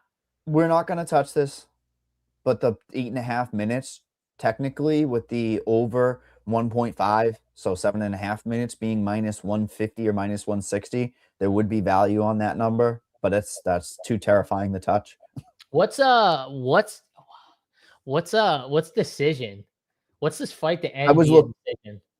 So do you want each prop or just period? Just decision, because I think it's just a better bet just to bet the decision. Plus 180 on DraftKings, down from plus 200. Really? Just for the fight to end via decision? Plus 180? Wow. You could ladder it. I'll tell you something. You could potentially just ladder that, I know it's silly, but like take the over 1.5, fight to complete second round. Yeah, you could. 2.5. That's actually not a bad idea right there, Mike. So you have like built-in outs too, honestly. Yes, and I just think I mean, if Cortes' decision would be my play, just as the pure, you give me a bet. It's been bet down from plus 300 to plus 250 offshore.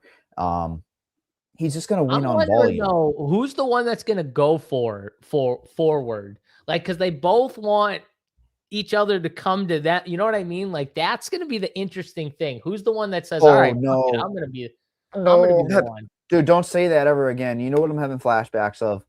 Ngannou and Lewis. No. I won't say anything then. Do you remember that fight? How could you not?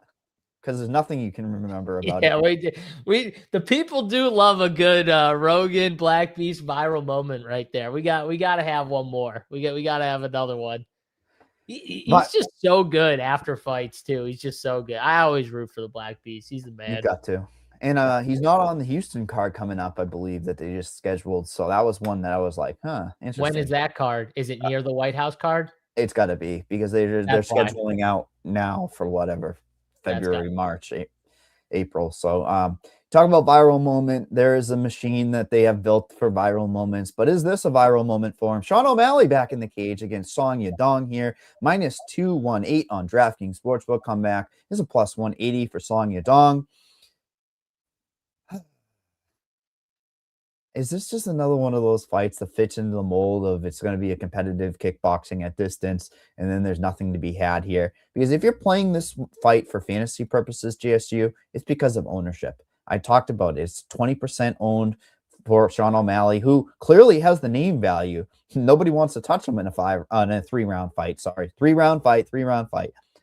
And I feel like if you're trying to get crafty, the people organically are going to go to Yadong, right? They're going to want to try to go against Sean O'Malley, right?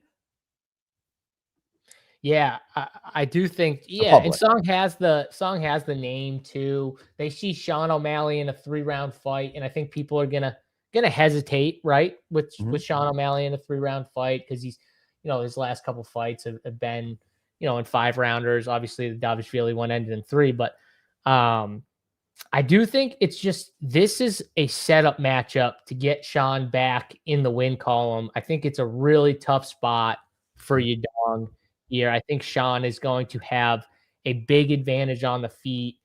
And you think? Let's be honest, Sean's a really good fighter. He's a really good fighter. His takedown defense is actually really good. It's just like Davishvili is a different animal for him. It's just like the worst spot.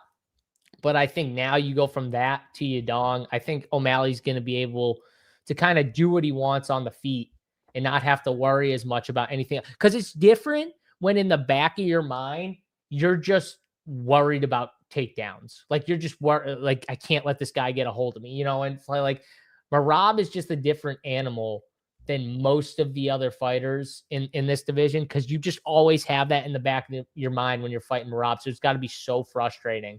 But for Sean in this spot, he's not going to have to think about that as much. And I think it's going to be easier for him to kind of get into his kind of flow state, baby. Yeah, and just do what he does. There's no pressure on him now. Yeah. The thing for me is that Sean O'Malley is probably better when there's no pressure. He was cooked like a diamond moving up the rankings. The pressure was firmly on him trying to get these knockouts to build him towards that title. And they quickly did that for him. They said, all right, we know our golden goose is right here. Now, so they gave him easy matchups. And now Angelo, for DFS, is this the right take? Because I don't think more from a fighting standpoint, it's a bad matchup for Song. But for DFS, can we play Angelo Sean O'Malley? On paper, you're going to say he's the better play, right? Song Yadong is the better play on paper because he's got the grappling potential. He has that win equity. Some could say Sean might have given up, whatever. I'm not even going to get into that angle. But, like, I think I'd rather play Sean in DFS. If you're telling me Sean O'Malley and Johnson are both 20% owned, clearly Patty's eating up all the ownership, isn't there an unknown ceiling to Sean O'Malley in this fight? I like betting into unknowns. If he's going out there to say, I'm going to make a statement, This is the fight to go out there and make a statement. The money doesn't mean shit to him, but plus 300 inside the distance for a guy who historically in his inside the distance lines has been a plus 100, plus 150, maybe at max. And now you're giving me him at plus 300. I like that a lot. I agree with you. I think he's the faster guy. He's the sharpshooter. The UFC certainly knows what they're doing, right? They're not going to try to put him against somebody that's going to extremely test him, right? They strategically placed Yadong against him. I like the ownership. That's the big thing for me. Were you alluding to that you somewhat liked O'Malley as like a little bit of a lower owned type I do of think play? He's a good leverage play. Yeah, because think, Song's going to be 25% owned. I think Song's going to be somewhat popular, and I think he's going to really struggle with O'Malley's. I think O'Malley's going to be able to volume him up, and I think he's going to struggle to get inside and get what he wants with Sean. It's just going to be a tough spot for him. So I was looking at significant strikes. He's at 79.5. Look at that prop right there. 79.5, and his fantasy points 79.5. Yeah, I'm coming back right to pick 6, but I just wanted to point it out. I haven't really even referenced UFC stats yet, but I mean, you're talking about a guy who has doubled his significant strikes on the feet, 6.3 strikes per minute, absorbing just 3.5. Song's right at that 50-50, 4.5 and 4. So like when it's a war, you have to favor the guy with the better defensively sound metrics. You talked about the grappling. I think it's kind of just like a whatever on the grappling side of things. Wouldn't be surprised if O'Malley kind of just shucks him off, keeps the distance, keeps that volume going. And when I talk about the X factors about earlier on the card, first fight of the night, Ty Miller, if there's ever a fight that the UFC stats is going to go click, click, click, click, click, click, click, click on the significant strikes, it's Sean O'Malley, right? Like they're going to give him the hidden scoring for like jabs and distance striking. They're just going to be racking up those points. Yeah. I like it. I like that, or the fantasy points for Sean. I think he gets it over. This is honestly 2 losses against Merab and O'Malley's not good. So you lose to the one of the 2 best fighters in the entire division, and all of a sudden, by the way, you beat the guy who has the belt, by the way, but you lose to the guy who was at the top for a while. And now all of a sudden you're not good. It's wild, but that's the type of thing that you hear a lot. Like, you know what I mean? Wouldn't you favor O'Malley? Like I bet you could make an argument outside of Umar, he'd be favored against almost anybody, O'Malley, that Merab has faced. I think Corey Sandhagen versus O'Malley would probably just on paper be a little bit closer, but O'Malley should be the favorite in that fight. Yeah, I agree with that. Cortes-Acosta is just a weird. He's just a weird matchup forever. He's just so weird. I know he's lost to some of these guys, but he's just he's a tough guy to peg for a lot of 100%. And you liked the over on the fantasy points. I do as well. So we're gonna have to circle back and cancel off something that we don't like. We do. What am I missing right here? What am I missing here? So right now I've got the Ty Miller over 99.5. That was originally 93.5. Oh, I'm missing Umar. That's what I'm missing. Hold on. Well, come on, dude. That's your play. No, I know. I'm saying I have it clicked on my screen too, and I was like, what am I missing right here? Who do we want to take off here? Do we want to take off Natalia Silva fantasy points, Alex Hernandez significant strikes, Sean O'Malley fantasy points? Who do we want to take off? I would love to take off Charles Johnson, but that's just a me. All right, we'll do it. It's between Johnson and Hernandez. That's the only 2. So Johnson, and we're subbing in O'Malley over 79.5. Which one do you want to do? I did Johnson. I just think Johnson, Umar. Okay. And then I think that's smart because these main event lines are probably going to be pretty accurate. When we get to the main event here, where we have Paddy Pimblett as a minus 230 favorite versus Justin, the highlight GAETHJE, at a plus 190.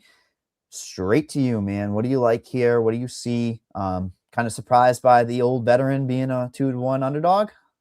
Yeah, I am a little surprised, but not crazy because I get it. The Paddy hype is real. You know, Paddy hype is legit. You know, Paddy's one of those fighters. He's just he's a guy that the UFC wants. Obviously, they love a guy like Paddy Pimblett. He's got an awesome story. His walkout's awesome. Everything about him is great, honestly. But when I watch him fight, there are glaring holes that just drive me a little nuts. You know what I mean? Like, you watch him fight and it's like his striking is clearly not at the level of Justin Gaethje. I mean, not even close. Watch the Michael Chandler fight, and he wasn't even really throwing, and he connected on Paddy a few times. Took him down twice, which was a mistake, by the way, but he ragdolled, threw him to the ground twice. But then he realized, like, Paddy jumped a triangle one of the times, and he was like, all right, fuck this.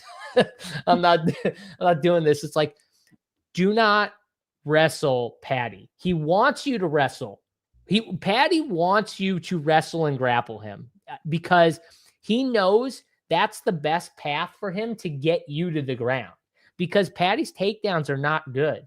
Watch Paddy go for takedowns. They are almost like, when he gets you down, it's almost just off of scrambles. Even the Michael Chandler fight, dude, he didn't actually go for a takedown until he realized Michael Chandler was like seriously hurt. And then he just ran right at him, throwing like a kick and a punch, and then just grabbed one of his legs, but just like ran through him because Michael Chandler was really hurt. But it wasn't like he just like shot a sick takedown after he realized he got hurt and got him down. No, like, his takedowns are not good. So Justin Gaethje, if he can just like not go for any type of takedowns, which I kind of trust he won't really. I kind of trust he's not going to go for it. And then just stay away from the scrambles, stay away from kind of like, you know, like over swinging or anything where he can kind of like get you or get your back or something like that, which Justin Gaethje will try and go and take your head off at times. I do worry about that.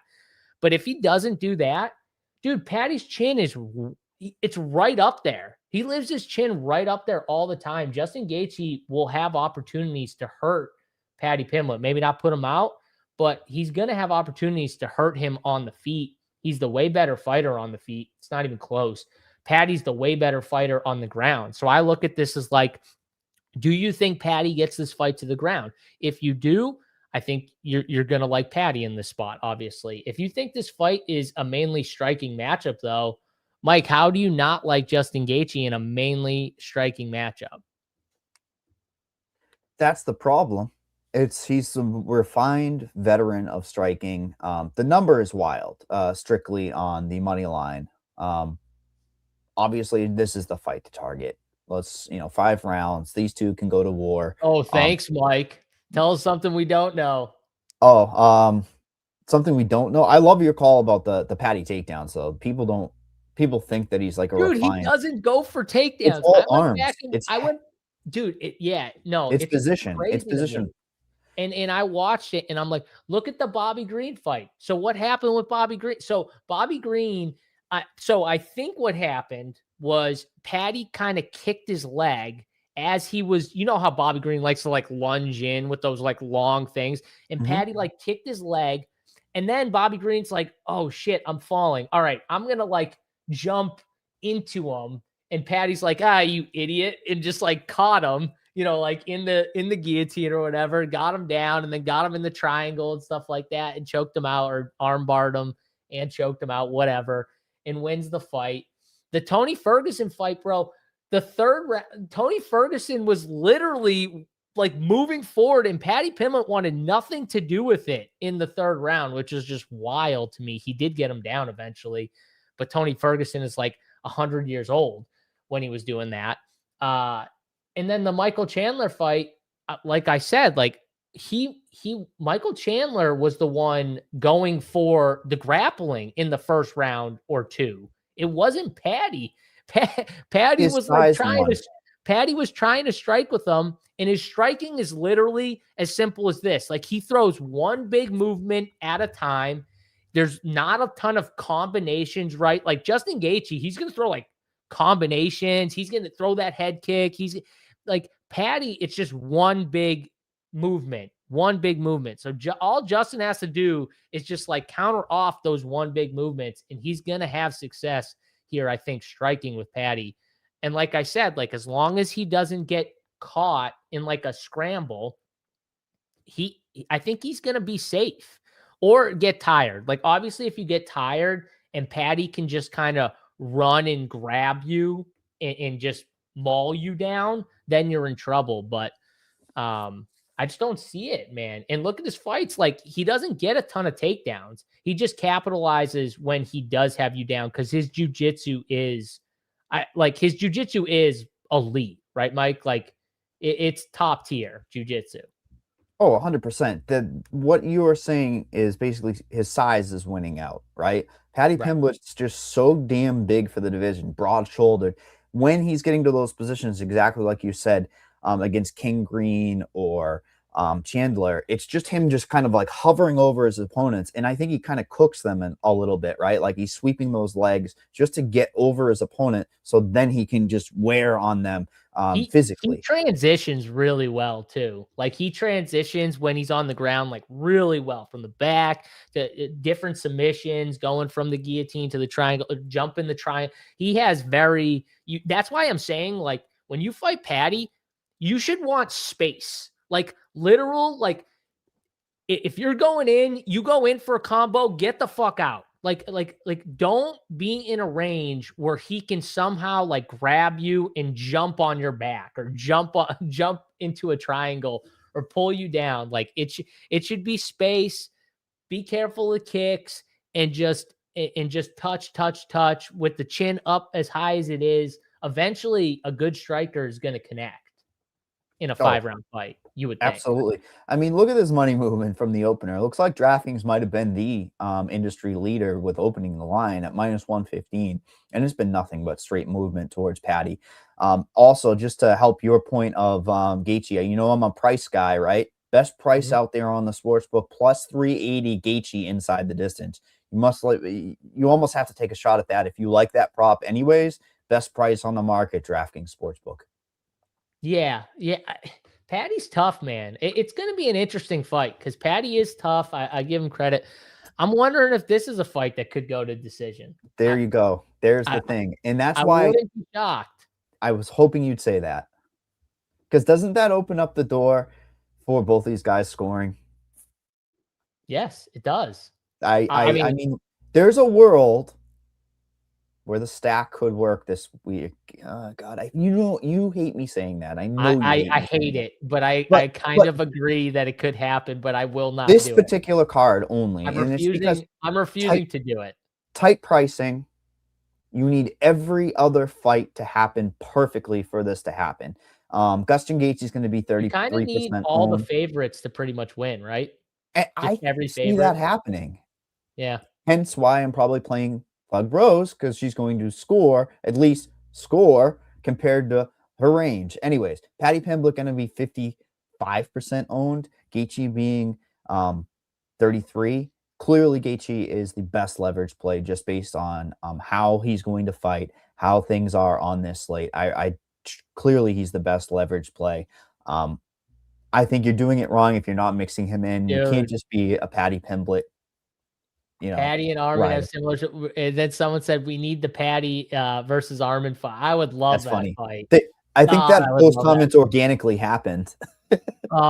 We do need that fight. The shit talk would be terrible. I don't want to see Armin roll because here's the thing: Armin would roll like he would just roll the other side. Patty would be, I think, maybe a little tougher for Armin because of the threat when you get Patty down, even though I think Armin could stay safe, right? We saw like the Charles Oliveira stuff with him. And it's like, I think there's more of a threat. So it makes it more of an interesting fight, I think.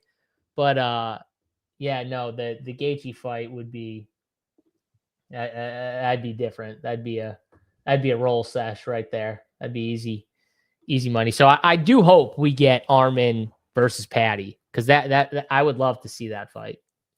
And even if either of them lose or fall down in the rankings, they'll eventually be right there for each other. You know what I mean? Like that fight is always going to be there. I don't think can do anyone's this going. if you want to take both sides of it. Gaethje by KO, Patty by sub. If you don't really have a strong take, I don't hate that take from Mike. No. Just kind of take the best way for both sides.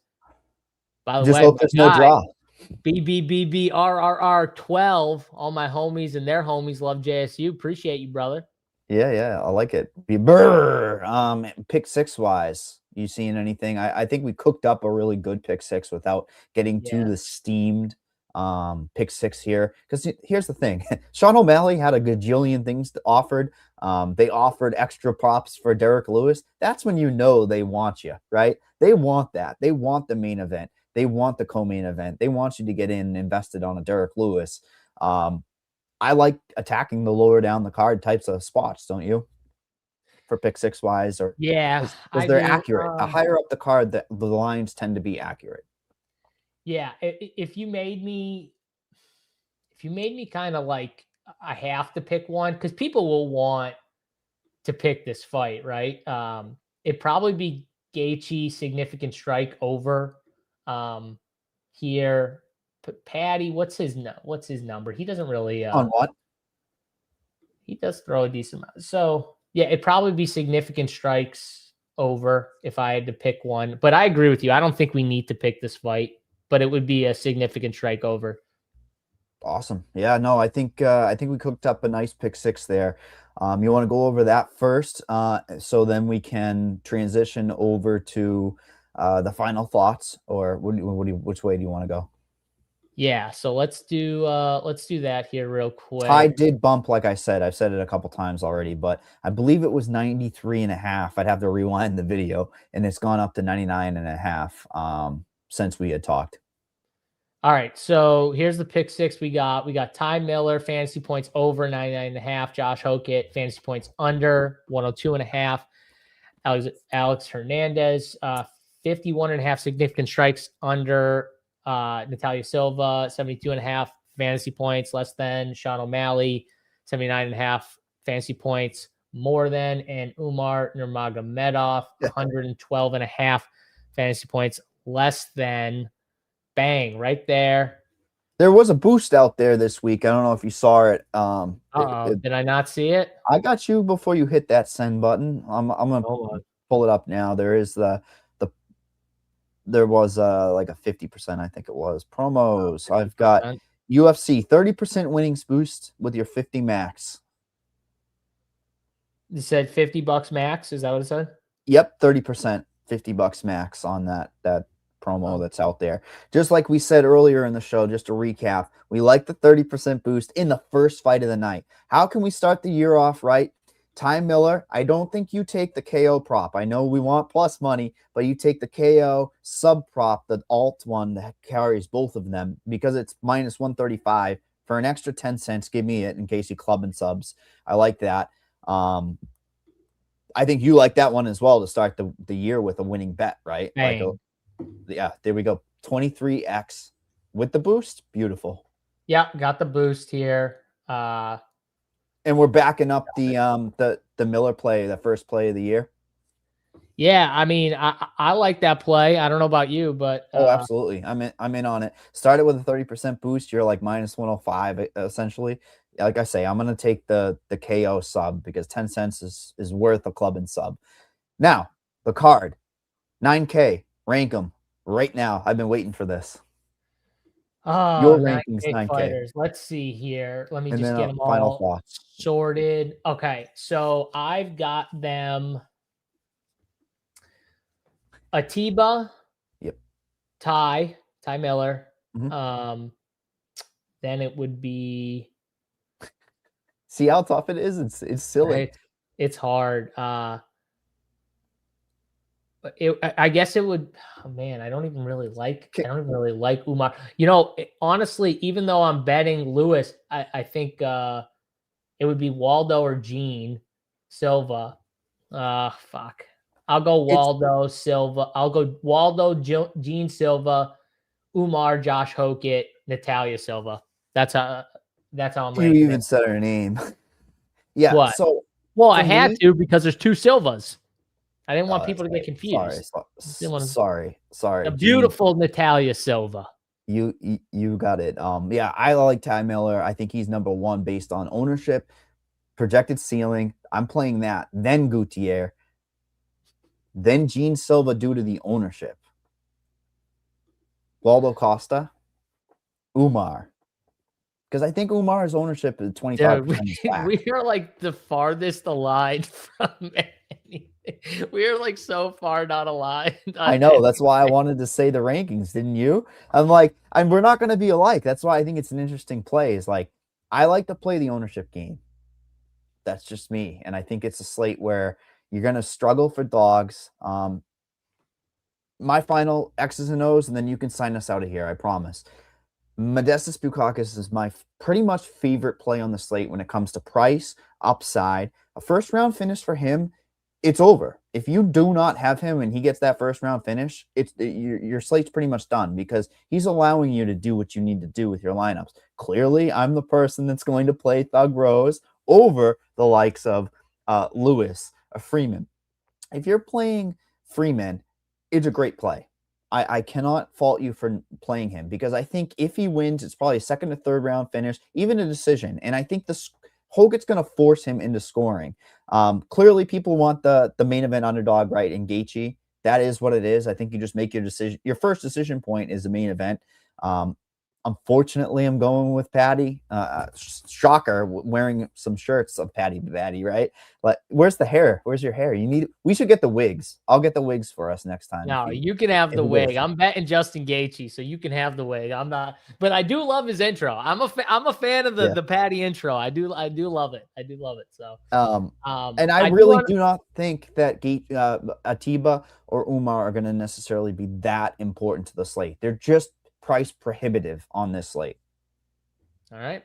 Fair enough. I do want to remind people before you sign out, don't forget about Big T's season-long MMA league. If you're into this, if obviously you're into MMA DFS, but if you're into the season-long stuff, Big T's doing $100 season-long MMA league for every single card of the year, of this year, starting for this card today. So you still have time if you want to sign up. It's $100 for the entire year. You can go over to Big T's Twitter at Big T44 DFS on Twitter. He has the tweet pinned with his Venmo.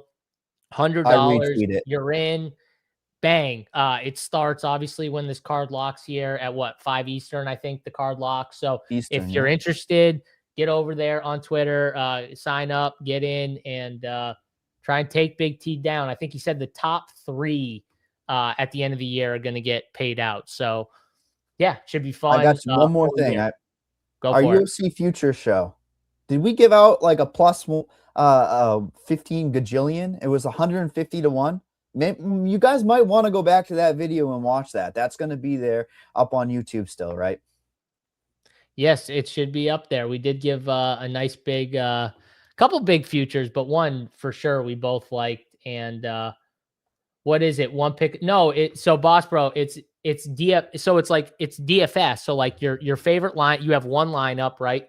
And whoever gets in, everyone puts in their favorite lineup for DFS. So it's the same thing as like building a DraftKings lineup. It's DraftKings. It's a DraftKings MMA season long league. So every card you'll have one team in that league, and then trying to finish as high as possible. And at the end of the year, the top 3 people scoring wise, total. I'm assuming it's total points or whatever. Will get prizes, but yeah, it's an MMA DFS season long league. It's just going to be points. It's not going to, it's going to keep going all throughout the year. So every card this year, for sure. And you just got to go to Big T's Twitter and hit him up on Twitter. Like I said, the tweet's pinned where he has his Venmo account. So send him the $100. Probably got to let him know your DFS name on top of it, but he has it all written out there too. So you can go check that out. And locks at 5:30. Okay, locks at 5:30 with the fight. Cameron Smotherman. So, all right, that's gonna do it here. We are going to be in chat a little bit later, so make sure you guys go check out runpuresports.com if you want to get in, talk with us, JBC, Big T, Third and Schlong, all these guys. We're all in there all throughout the day. Come hang out. We're gonna watch the fights in there. be in there, putting in plays, bets, whatever. We got it all. So get in there, check us out. That's going to do it, though, for this show. Hope you enjoyed the first edition of the Run Pure Sports UFC show. We'll be back next week, same time, same place. For Mike, I'm John. We'll catch you guys then. Good luck in your DraftKings DFS and betting on DK Sportsbook. We're out of here. Peace.